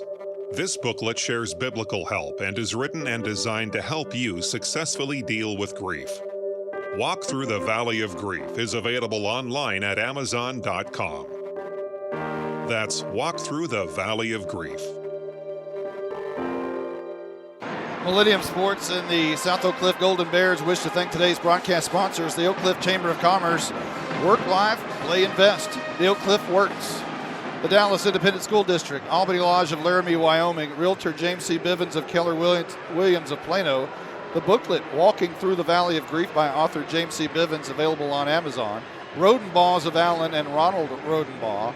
Bill DeBerry, Funeral Directors of Denton. Wortham Brothers Roofing of DFW. A Quality Pool Service of North Richland Hills. The Harris Ratings Weekly of Corinth and Van Harris. I want to thank all of our sponsors for today's game. The Millennium Sports Production here at AT&T Stadium. Monty Walker along with Justin White, Blake Burnett, and Carson Grogan. Carson, you had a chance to look at the sidelines there of South Oak Cliff. What do you see? One thing I'm noticing, Monty, is since the start of the third quarter, a lot of parents, spectators on South Oak Cliff and Liberty Hill, they have not sat down. They're making my legs tired down here, Monty. The teams have made their way back out on the field. Thank you, young gun Carson Grogan. You got those legs because you're young gun. You got those fresh legs. Good crowd on hand, obviously, here at AT&T Stadium. And the big screen showing all the fan support and everybody going nuts when they see themselves up on the board. And we've got a barn burner at AT&T, and here come the players back out on the field. Here we go, final frame. This is it, last quarter of football for 2021. Tie ball game. Whoever wins this quarter is the state champion. Henry Jennings with Quaylon Farrar in the backfield. Man comes in motion, and Farrar gets the carry, and he's met in the backfield. Thomas and linebacker Bynum, the two middle linebackers, met Farrar ferociously at the line of scrimmage. They try to run a man in motion. That confused nobody, especially Brewer and Thomas, or Bynum and Thomas, confused them at all as they crash down on Farrar. Makes it 4th and 5. Looks like South Oak Cliff will go for this. Here's another star moment. Here in the fourth quarter, 4th down and 5. South Oak Cliff now moving left to right. Man in motion is Coleman. He'll stack right behind Reese. Henry Jennings looks right, flushed out of the pocket, escapes the tackler somehow, throws it out. It's going to be caught by Reese. That's Hollywood out of the backfield, rather. And that will be a new set of downs. How many times has South Oak Cliff converted on 4th downs in the 3 games that we've watched them? I tell you, but Kevin Henry Jennings is like a magician there. Reed Bynum was right there, hot on his tail, and Henry Jennings held on as long as he could, got to Hollywood. It's going to be a handoff. Hollywood, a big hole to the right side, trying to find the lane. 20, look out, 15. Inside the 15, still fighting down to the 12-yard line. Hollywood to the 12. A new set of downs. South Oak Cliff knocking on the door. 10:41 left to go in the 4th. Tie ball game, 14-14. Got a big block from left guard Dennis Jones. I think he's playing on the right guard, or maybe he's left guard pulling. Jones able to knock a couple of guys down with his big frame and give Farrar enough speed to get the outside and get a first down. Here we go. 1st and 10. You can get another first down at the 2. Hand off. This time Hollywood is tripped up inside the 10 to the 9-yard line. He had a clear lane, but a great shoestring tackle on the left side of the defense was able to haul him down. And guess who that hand was? 230 tackles come to the game. Andon Thomas able to get that left paw in there just enough. The whole crowd saw it. He is one of the greatest linebackers I have seen at the high school football level. Because that whole right side was wide open. And he had Dennis Jones left guard again, pulling and blocking for him. Good tackle there by Thomas. Man in motion, and now movement up front again by the offensive line of South Oak Cliff. And that could be crowd-induced again. Carson, how loud is it down there? Very loud, Monty. And I just want to say on that crazy 4th down conversion, I don't know how Henry Jennings got away from number 62, Reed Bynum. He had him all but wrapped up, and still Henry Jennings got the pass off. That was probably the craziest play I've seen so far. 3rd down and 12 after the penalty for South Oak Cliff. And again, it's really loud. 9:31 on the clock left in the game. South Oak Cliff trying to untie the game. Man goes in motion is Farrar. He gets the toss, jet sweep coming to the far side. And now he cuts and is going to be brought down by Thomas, who drags him down.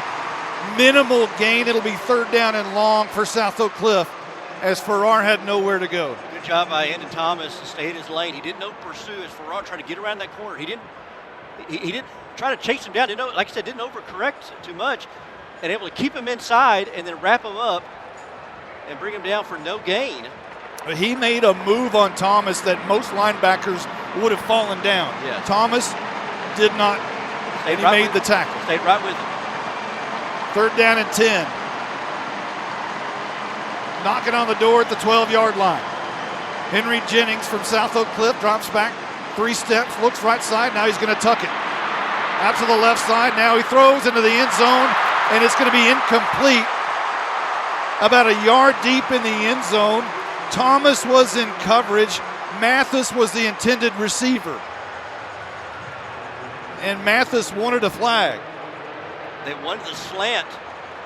I believe that may have been to Reese. They wanted the slant, but it was covered.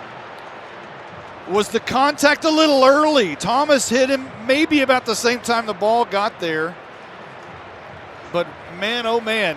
So now, here's what we have.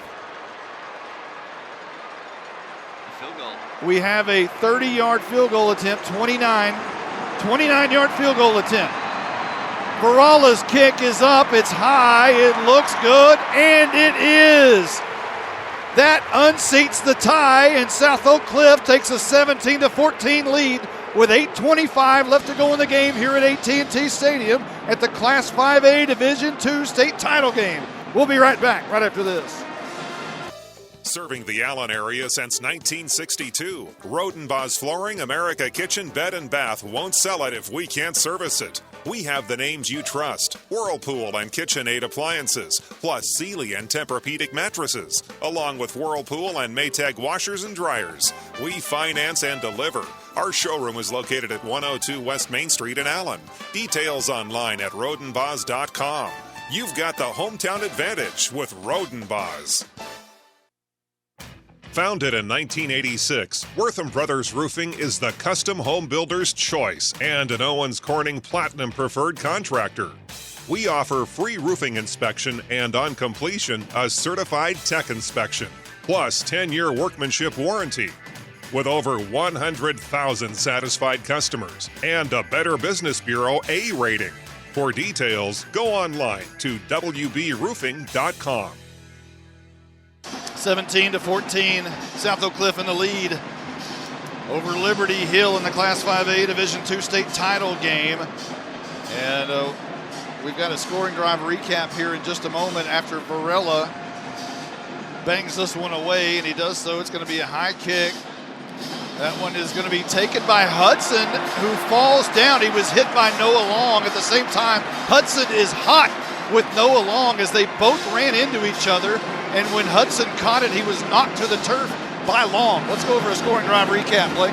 The scoring drive recap for South Oak Cliff was a 13-play drive that was 79 yards, took 6 minutes and 26 seconds off the clock, and ended with a 29-yard field goal to give South Oak Cliff the lead. Here's a handoff on the very first play, a dive over right guard, maybe a couple of yards by Pitchford, as Liberty Hill started at their own 10-yard line after Hudson was knocked to the turf by his own man on the kick return. Boy, that really was is bad for Liberty Hill, because they could have got up to maybe 20, 30, 40-yard line. They had room there on the kickoff. Yeah, but now they're on the 10. Yeah, that knocked off a lot of yardage. Here comes Vickers to the line of scrimmage. He's going to toss right side, Noah Long trying to find the edge. Can't do it, all bottled up by white jerseys. And Abdul Muhammad, one of them right there. Also, Ashton Stoker to help make the tackle. And all of a sudden, deep in their own territory, it's third down and about 1, maybe 2 for Liberty Hill. They come to the line of scrimmage. Big play right here. Third down and 2. Handoff, first man through, and that's Pitchford who has the first down up to the 30-yard line. A quick hitter, and he had it very quickly. That was a big play for Liberty Hill. Third down, and you weren't going to go for it on fourth down if you didn't get it. So they need to convert that fourth down so they don't get the ball back to South Oak Cliff. Lucky for them, they get the quick hitter, as you say, right up the middle, gets about 8-9 yards on there, reset the chains, and now they get a little bit more breathing room and a new set of downs. So they break the huddle. They're not running quite as quickly to the line of scrimmage as they were. Handoff, Thomas again, hit and banked down by about 3 or 4 white jerseys. His helmet comes off. Maybe a yard gain for Liberty Hill and Andon Thomas. What a football player that kid is. Man, the 4A level, you don't have a lot of players that play both ways. Manny Muhammad does it for South Oak Cliff. Much less the 5A level. Yeah, I'm sorry, 5A level. South Oak Cliff has Manny Muhammad. Andon Thomas is doing it for Liberty Hill, playing running back and linebacker. Second down and 8 for Liberty Hill. Toss right side, Pitchford. He's trapped also. Short gain. And with 6:21 and rolling here in the fourth quarter, Liberty Hill's trying to find something to do here because they trail South Oak Cliff 17-14. Clock will be at about 6 minutes when they snap the ball. This is what you want to put them at. Third and long, 3rd and 6. It's not long. Well, it can be long for you're not a passing team. 3rd and 6. The clock is ticking. Could this be 4-down territory for Well, they're South gonna Oak Cliff? they're gonna try to snap it with as little time left, I guess, to go. 3rd down and 6. Here they come. 5:43 on the clock, and whistles before they get started. Is this delay of game? Timeout by Liberty Hill. Timeout. Timeout has been called with 5:41 left to go in the game. 17-14, South Oak Cliff in the lead. We'll be back right after this timeout. Since 1963, the Harris Ratings Weekly has provided Texas high school football coaches and fans complete rating services, including the power ratings for all UIL football teams, from 2A to 6A, with the top 10 rankings and the point differentials for each game each week. For more information, call Harris Ratings Weekly and Van Harris at 940-498-5176. That's 940-498-5176. And they're online at harrisratings.com. Harris Ratings Weekly, another proud supporter of Millennium Sports football broadcasts. Anybody's palms sweaty at this point? This is one of those hand-wringing games where your palms might be just a little bit sweaty. Man, especially if you're Liberty Hill, either team right now, because it's still anybody's ball game. But Liberty Hill needs to be able to convert this to keep this alive. If it's South Oak Cliff gets the ball, they may start to use their methodical type of offense. Blake Burnett, what are they setting up right here on this timeout? I want to see a fake toss come back with a reverse from Liberty Hill. I think that might catch South Oak Cliff off guard here. A little razzle-dazzle. Yeah, mix it up a little bit. Or like Justin was referring to earlier in the game, maybe just a sweep and a keeper by quarterback Vickers. Yeah, and that could be the situation, the little naked bootleg. They've been kind of setting that up, and maybe you called that. We'll see. Yeah, because he hands off to one of his running backs, and he'll kind of go the other direction when he does his handoff, just to kind of carry out his fake, but he's never kept it all the way around. And if they're going to call a play, they're going to have to call it in the timeout, Monty, because before they called the timeout, South Oak Cliff had the defense chant going, and you can't hear yourself think on this sideline. What a day it is. And, we talked in the open about it being Saturday. Friday Night Lights are over for 2021. And big-time Saturday players are coming up, and they're playing today. Big-time players that will keep playing past today. They have stepped up. Kyron Chambers is one of those. Yeah, Kyron Chambers, Kevin Henry Jennings. A couple players right there that are Keandre Hollywood's playing on Saturday as well, playing at Pittsburgh State there in Kansas. So here come the Liberty Hill Panthers. On 3rd down and 6, man in motion, and they're going to hand off. First man through, met right in the backfield. A huge defensive stand right there by Kyron Chambers. We just mentioned his name about playing on Saturday. Past this Saturday, he made a play right there. Kyron Chambers and big 80 Keith Smith also right there. Keith Smith is the main guy, defensive tackle, and then Chambers kind of helped finish him off as well. Just ran right into a big white jersey in Keith Smith, standing at 6'2", 250 pounds in defensive tackle. This is going to cause them to punt.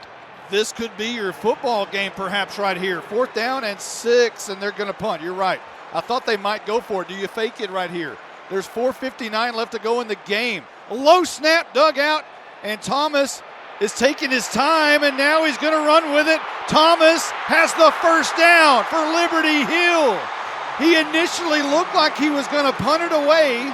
There's a flag, though. Looks like it's going to be holding against. So the officials are talking about it again out of the Fort Worth chapter. And we've seen that today a couple times where the punter will get it, and it looks like he's going to run with it, but then he stops and it's just like a rugby-style kick. This time he kept it and ran around that left edge. Well, he got some pressure around there. It looked like he was going to punt it initially and then saw some pressure and just tried to finally run around it. But a holding call is going to back up Liberty Hill, so wipe the first down off the board. And there's 4:48 on the clock. South Oak Cliff leads 17-14 in this football game. Well, and the hold was there was right there, 88, Tanner Henderson, who was holding Spruells, and he kind of had to because Spruells would have tackled it before the first down marker. So the official saw it, and he was cited for it. Now it's 4th and 13. They're going to have to really punt this away. 4th down and 13. I don't think you'll see the rugby-style run. I mean, you'll see him run and punt it. I don't think he's going to keep running with it this time. He will run. No, he's going to throw. Looking to heave it deep down the field, and it's going to be incomplete. Liberty Hill wants a flag. There's no flag. It's incomplete. South Oak Cliff has taken over. They've turned them away with 4:39 left to go in the game, leading 17-14. That perhaps could be the end of the chances for Liberty Hill. They got no flag, as I see no foul whatsoever. Abdul Muhammad was in coverage. It looked like he played it perfectly, and it falls incomplete. South Oak Cliff takes over on downs. What a gutsy call. And they take it over deep in Liberty Hill territory. A gutsy call. You're on your own 24. Your defense has been playing pretty well, and you fake punt it, and the pass wasn't even there. It was well covered. And Henry Jennings is going to hand off to Hollywood, a gain of 1 to the 24-yard line. Again, every yard today has been hard to come by as Reed Bynum wraps up Hollywood on that tackle, on that run. So no gain. So right there, Liberty Hill does basically what every Madden player does, the fake punt pass when it's 4th and 13. In your own territory. No matter what. In the state title game. A screen pass out to the right, and Reese makes the catch, and he'll be brought down at the 8-yard line. I'm sorry, the 18-yard line. And 3rd down and 3 is coming up, as Reese was unhappy when he got up off the pile. I think he thought someone stepped on him. He was gang tackled right there at the 18-yard line, and he took a kind of a knee to the head. But I think it might have been one of his own players who did that. But it'll be 3rd down and 3 coming up. South Oak Cliff milking the clock. 3:23 and rolling. Knocking on the door here. Handoff. Farrar near side, cuts it in. He's got the 5. He's in. It's touchdown time in Texas. South Oak Cliff may have punched their ticket for the first state championship in 63 years. I tell you, he bounced it outside. Dennis Jones got a good block there right at the very end. Big number 72, 6'4", 340 pounds to pave the way for the running back to get into the end zone for the touchdown. Farrar, and you're right, that may have just put the nail in the coffin on the Liberty Hill Panthers. Varela's kick is high. It bounces off the right upright. Uh-oh, and no good. Whoa-oh. A 9-point lead, but still South Oak Cliff in the driver's seat with a 23-14 lead with 3:12 left to go in the game. We'll be back right after this timeout. James C. Bivens of Keller Williams Real Estate Plano is an advocate for our local high school families. James empowers his clients by providing exceptional service from new listing through closing. Call James at 214-906-5679 or go online to jamescbivens@kw.com. Enjoy the game.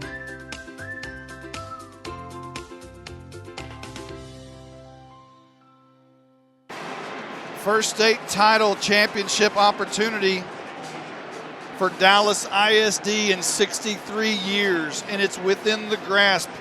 They are as close to the mountaintop as you can get at this moment without being on the mountaintop. And they're 3 minutes and 12 seconds away, and they put Liberty Hill behind the 8 ball, a team that's a run-oriented offense. Again, coming in averaging almost 400 yards rushing, 15 yards front passing, and they're down by 9, Liberty Hill is. Varela to bang away this kickoff with 3:12 left to go in the football game. South Oak Cliff leading Liberty Hill 23-14. Varela makes sure everyone is set, and now he runs to the football. A deep kick. This time Hudson's going to take it on his own, coming up the far hash, and he's going to be knocked down. The ball may be out. South Oak Cliff has it. It was Noah Long on the kick return and not Hudson, and he was hit, and the sophomore bobbled it, and South Oak Cliff comes up with it. That may have done it right there. That may have done it. Taylor Starling comes up with the football. It was knocked out by Senator Gasaway. Gasaway put his helmet right on the ball, and ball goes out on the carpet. And who did we say recovered that? It was Starling. Starling with the recovery, Taylor Starling. And now everything has changed. 3:07 on the clock. And South Oak Cliff has it at the 27-yard line. Here's a handoff to Farrar. And he'll get back to the line of scrimmage. And Liberty only has one timeout left. You wonder at what point they'll use this. The unthinkable. A turnover on the special teams put the final nail in this coffin. And now South Oak Cliff is just going to milk this thing down. 2:39 and rolling here. 23-14. The Golden Bears trying to capture the moment.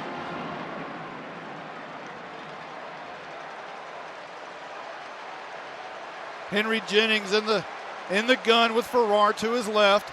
And Farrar again gets the carry, escapes one defender, and he gets back to the line of scrimmage. It was Brewer who hit him initially in the backfield. Would have been a pretty big loss, but he escapes that tackle.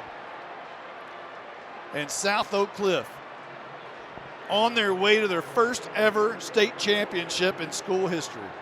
And this is going to be a hard-fought win. It was tied at 14-14 at halftime. Liberty Hill had gone into the locker room with the momentum, but you just kind of use your grit. You just kind of eke your way out of this one. South Oak Cliff is going to pull this one off.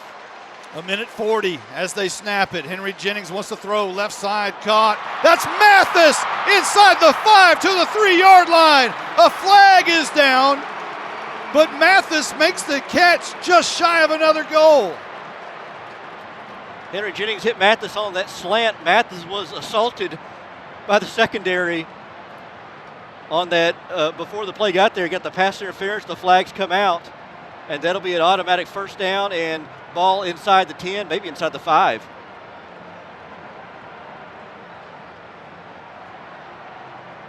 But yeah, the Golden Bears have clawed their way, have done everything, scratched and clawed, and just used their grit. And I mean, this was not a win that comes easily as we get the call here.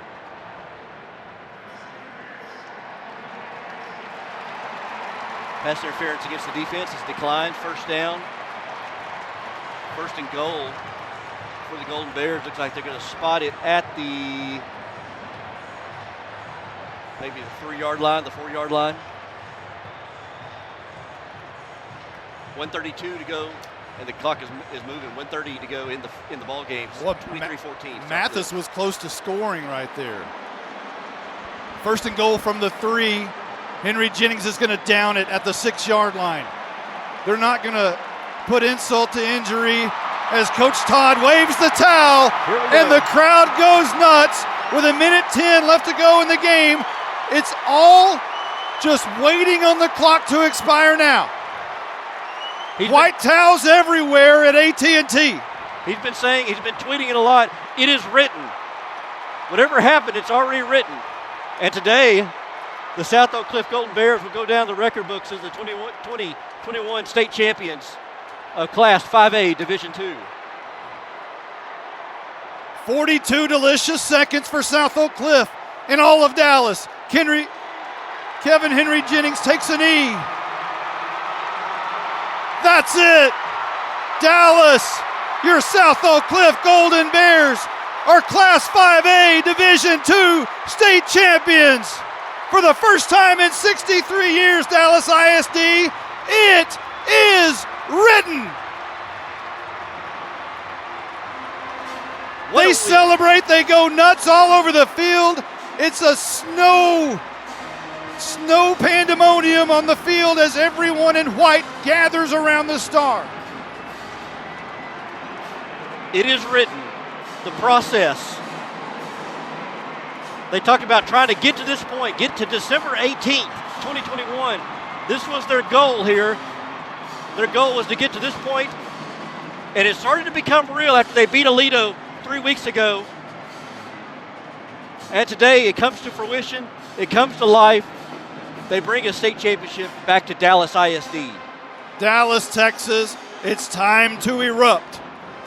Your South Oak Cliff Golden Bears, they're the real deal.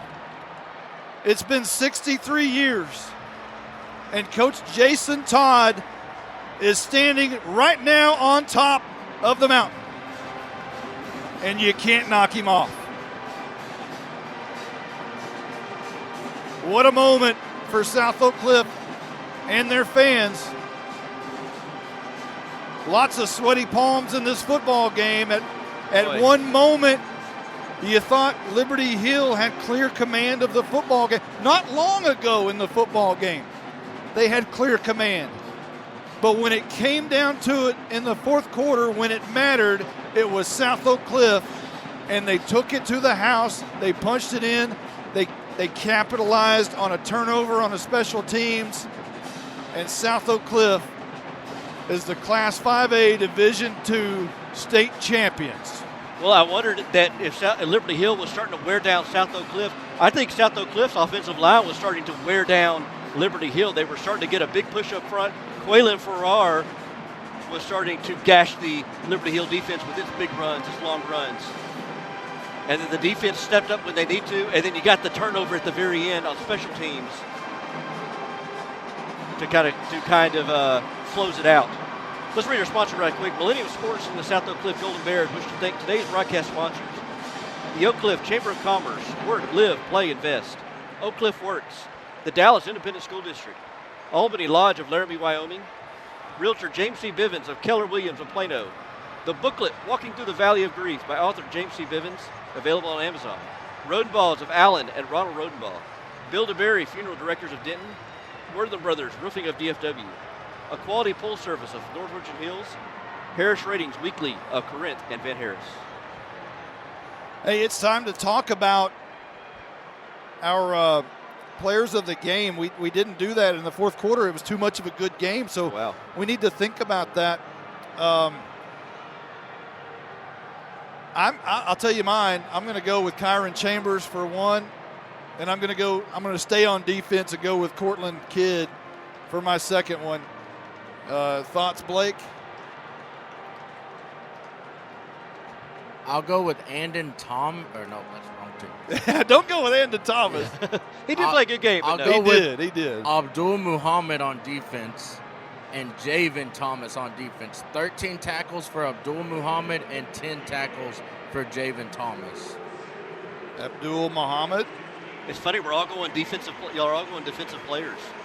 So I was thinking maybe Quaylen Farrar. Farrar had a great game. I thought he had a good game there in the second half, able to score a touchdown there at the end, and broke some runs wide open. Carson Grogan. You already mentioned the two I was going to say. I was going to say Quaylen Farrar for the game-sealing touchdown run, and then I was going to say Kyron Chambers for the great game defensively he played. It seems like Chambers is a common name we're saying. I tell you what. Chambers and Ferrara seem like the two. The Oak Cliff Chamber of Commerce and the Oak Cliff Works players of the game, we're going to name a bunch of them. How about that? Let's go with Kyron Chambers. Let's go with Javon Thomas. Let's go with Abdul Muhammad. And let's go with Quaylen Farrar. Yeah. Those are four spectacular, impact-making players in this football game. And what an absolute outstanding performance from South Oak Cliff today. It wasn't easy. Previous games have been easy. When you get to the final dance and the big one, it gets a little bit tougher, and it should be the toughest game you play. It was. Hats off to Liberty Hill and their great team, their slot T. People said you can't do it at this level. They've proved everybody wrong. They do it and they win year in, year out. But today, it wasn't in the cards. It was South Oak Cliff Golden Bears, and they are the state champions.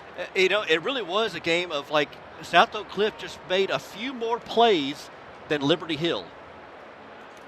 And go ahead. Yeah, made a few more plays than Liberty Hill. And, the chess match on offense and defense from both sides for South Oak Cliff and Liberty Hill, it was just interesting to watch to see how each one adjusts. And you're right about running that slot T. We kind of thought that the slot T, that you would not be able to run against a fast, quick, big defense like South Oak Cliff. And they showed they could do it. It's just Golden Bears made the adjustments when they needed to and able to make the stops when they needed to. You're in the Oak Cliff Works postgame show. We're going to take a quick timeout. When we come back, we're going to recap this thing. We'll be back right after this. Oak Cliff Works provides workforce training to assist on or underemployed residents within the 87 square mile area of Oak Cliff. We provide middle skilled job training and apprenticeships. Contact Keandra Jones of Oak Cliff Works at the Oak Cliff Chamber of Commerce online at oakcliffworks.com. Oak Cliff Works proudly supports South Oak Cliff High School with a career program designed to help individuals get a start in the medical field. We partner with the Methodist Health System, who offers jobs with great pay. For details, contact Lauren Kyle at 214-943-4567 or online at oakcliffworks.org. Well, it doesn't matter, I guess, what we think the offensive and defensive MVP are. They're about to name that here at AT&T Stadium. and I didn't catch it. We're about to find out who that was. But we can recap this game for you real quick while we're doing that. The South Oak Cliff Golden Bears, it's Abdul Muhammad getting the first award. Defensive MVP, Abdul Muhammad. South Oak Cliff started the game with a Henry Jennings touchdown to Corinthian Coleman for 17 yards to put South Oak Cliff up on top for the first time today, 7-0, 6:58 left to go in the first. Liberty Hill had to punt, and so did South Oak Cliff on their second possession. Liberty Hill looked like they were coming back in the second quarter and missed a 35-yard field goal by Ethan Minix, and that left it in the hands of South Oak Cliff from their own 20-yard line. Moving into the second quarter, and it looks like Kevin Henry Jennings is the offensive MVP for South Oak Cliff. In the second quarter, Henry Jennings hit Cawley for a 27-yard touchdown in the near corner of the end zone on a great diving catch. And that capped off a 10-play, 80-yard drive, which made it 14-0 with 7:46 left to go in the second. Liberty Hill then got things going from their own 37-yard line. They punched it in with Thomas with a 10-yard run, and that cut the lead in half at 14-7. South Oak Cliff all of a sudden began to struggle on offense and had to punt on their next possession. Liberty Hill, meantime, kicked it into gear. They drove 87 yards and punched it in again with Andon Thomas on a 1-yard strike. 14-14, they tied the game just before the half, and that's where we went into the locker room, tied 14-14. Coming out of the half was Liberty Hill with the football. They drove down again, and this time another 35-yard field goal attempt by Ethan Minix and another knuckleball kick to the left side. He missed both of them, both from 35, both from the right hash. South Oak Cliff took it and had to punt. Liberty Hill took it and had to punt. And then South Oak Cliff, when it mattered, they drove down to the 9-yard line, and Varala booted through a 39-yard field goal to break the tie to give South Oak Cliff a 17-14 lead as they talk about Jason Todd right now, and they hand the trophy, and South Oak Cliff goes nuts. 7-14 at that moment after the Varala field goal, and South Oak Cliff took the lead with 8:25 left to go in the game. Liberty Hill took it at their own 10-yard line, got in trouble on a deep fourth down situation. And they do what every Madden player does. On 4th and 13, they went in fake punt formation and then tried to throw it out. A fake punt pass fell incomplete. That was virtually the ball game as South Oak Cliff took over. Quaylen Farrar punched it in from 17 yards out, and that gave us our final score of 24-14. I think the play that turned it, what you said, was the fake punt. You're deep in your own territory. There was about 3, 4, 5 minutes to go. There was still time for your defense to go in there and get a stop and put them back on their own side of the field. But the fact that you fake punt it deep in your own territory, and then South Oak Cliff, they made them pay for it with the score there by Quaylen Farrar. That was your DeBerry Funeral Home Director scoring drive summary, and now we'll head into the Wortham Brothers stat board by the Blizzard, Blake Burnett. All right, we'll start with South Oak Cliff stats as they won today, 23-14. Keandre Hollywood was the leading rusher for South Oak Cliff, 10 carries for 71 yards. Quaylen Ferrara, 13 carries for 56 yards. Kevin Henry Jennings, 4 carries for 13 yards. Ferrara also had a touchdown. Passing for South Oak Cliff, Kevin Henry Jennings, 12 for 23, 144 yards, and 2 touchdowns. His leading receiver was Kylan Mathis, 3 catches for 53 yards. Jeremiah Cawley, 3 catches for 41 yards. Corinthian Coleman, 1 catch for 17 yards and a touchdown. Keandre Hollywood, 1 catch for 19. Quaylen Farrar, 1 catch for 2. Randy Reese, 3 catches for 22 yards. And on defense for South Oak Cliff, they were led by Abdul Muhammad, who had 13 tackles and was also awarded the UIL Defensive Player of the Game. Ashton Stalker had 5 tackles. Javon Thomas, 10 tackles. Manu Muhammad, 6 tackles. Kyron Chambers, 8 tackles. Keith Smith, the tackle. Cortland Kidd, 4 tackles. Zaid Abdul Rashid, a tackle. Brandon Jones, 5 tackles. David Spirells, 3 tackles. Novian Webb, 5 tackles and a tackle for loss. Now we will jump to Liberty Hill's offensive stats. Noah Long had 16 carries for 67 yards. Logan Dyer, 2 carries for 8 yards. Joe Pitchford, 20 carries for 158 yards. Reese Vickers, 1 carry for 2 yards. Andon Thomas, 7 carries for 43 yards and 2 touchdowns. On defense for Liberty Hill, they were led by all-world linebacker Andon Thomas, 10 tackles, 3 tackles for loss. Aaron Brewer, 8 tackles, a tackle for loss. Devin Riley, 4 tackles, a tackle for loss. Drake Torno, 2 tackles. Cade McMahon, 1 tackle. Carlton Sharank, 4 tackles and 2 pass breakups. And Lloyd Johnson, 8 tackles, 3 tackles for loss and a sack. And Cole Bandit had 2 tackles and a pass breakup. Thank you, Blizzard. We're going to take a quick timeout, and we will come back and wrap this thing up. We'll be right back. Looking for the right school for your child?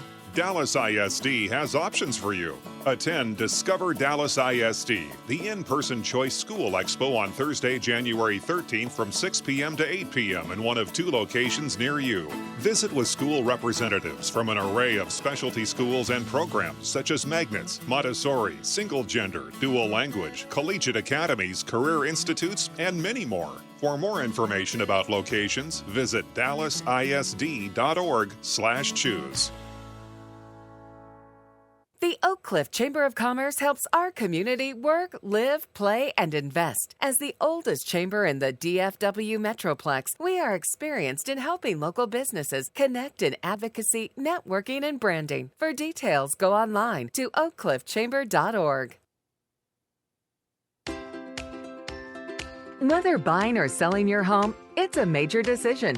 James C. Bivens of Keller Williams Real Estate Plano will help.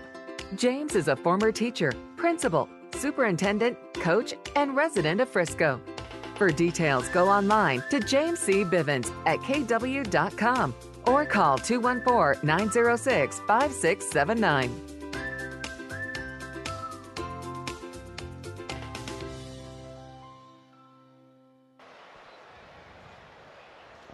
All right, Millennium Sports and the South Oak Cliff Golden Bears wish to thank today's broadcast sponsors, the Oak Cliff Chamber of Commerce, Work, Live, Play, Invest, Oak Cliff Works, the Dallas Independent School District, Albany Lodge of Laramie, Wyoming, Realtor James C. Bivens of Keller Williams of Plano, the booklet Walking Through the Valley of Grief by author James C. Bivens, available on Amazon, Rodenballs of Allen and Ronald Rodenball, Bill DeBerry, Funeral Directors of Denton, Wortham Brothers Roofing of DFW, a quality pool service of North Richland Hills, Harris Ratings Weekly of Corinth and Van Harris. Before we sign off of this thing, we have Millennium Sports President John Froh. He will we'll bring him into the broadcast here. And Mr. Froh, I really appreciate you allowing us to do the state championship game. And this great run that we've had by South Oak Cliff, it's been fun. We've got to go to the Star. We went to Abilene in a dust storm, almost got wiped out by a tornado. And then we get to come here to the Big Palace, AT&T. Saw great games. South Oak Cliff, it's been fun following. We appreciate you. So many people I want to mention. This has been a very special run for these Golden Bears. 30-plus years of frustration is over in Dallas ISD. Monty, I want to congratulate you, and I'm going to call your crew the Bulldog Crew. You guys did a fabulous job taking the message to the people in South Oak Cliff. And in this broadcast run, we have united the folks from the north part of DFW with the folks from the south. We look forward to many years of broadcasting for Dallas ISD. I want to thank all our sponsors, those of you who've been listening. You notice we have sponsors from all over the Metroplex. This is not just South Oak Cliff. They're from all over the place. And thank the superintendent, Hannah Hose. He's down there with Coach Todd right now. Our halftime interview was great. And thanks for everybody listening. By the way, at 6:20 tonight, we will have Austin Westlake versus Denton Guyer Wildcats, 6A Division II championship game. I'll be on that game with Mark Kusenberger from Texas Sports Productions. But I'm going to turn this back to you. this victory belongs to the folks in Oak Cliff. Absolutely, and they deserve it. They've waited a long time for this one. It was a long wait, but well worth it. I think you could ask all the Oak Cliff fans, South Oak Cliff fans, that, hey, today it's worth it. 20 years ago, they're like, we can't wait 20 years. But today, they're on top of the mountain, and today's good. Yeah, they worked hard for it. And thing is, a lot of these, inner city schools, a lot of people think they're not. All they have is athletes. They're not well coached. They're not disciplined. Well, you don't get this far. You don't win a state championship without being disciplined, without having good coaches. And it starts at the top with Coach Todd and the rest of the players, the rest of the coaches. They've done a superb job all season long. Only loss was the loss to Duncanville, who plays later today. But they get to savor this moment, take it back to South Oak Cliff, to Marsalis Avenue and Overton Road, where their campus is, and get to enjoy this for the next year. They're the 5A Division II state champs. Hey, I just want to say thank you to my crew. Justin White, an outstanding job of color analyst all year long. And we get to finish just like South Oak Cliff. We're on top of the mountain, too. And you've done a great job all year. Appreciate you and the whole crew. I want everybody back next year. And it's just been a lot of fun. Blake Burnett, you do an outstanding job in doing the stats. And Carson Grogan on the sidelines, young gun Carson Grogan. So, hey, for everyone who's been a part of this one, let's talk about our credits real quick.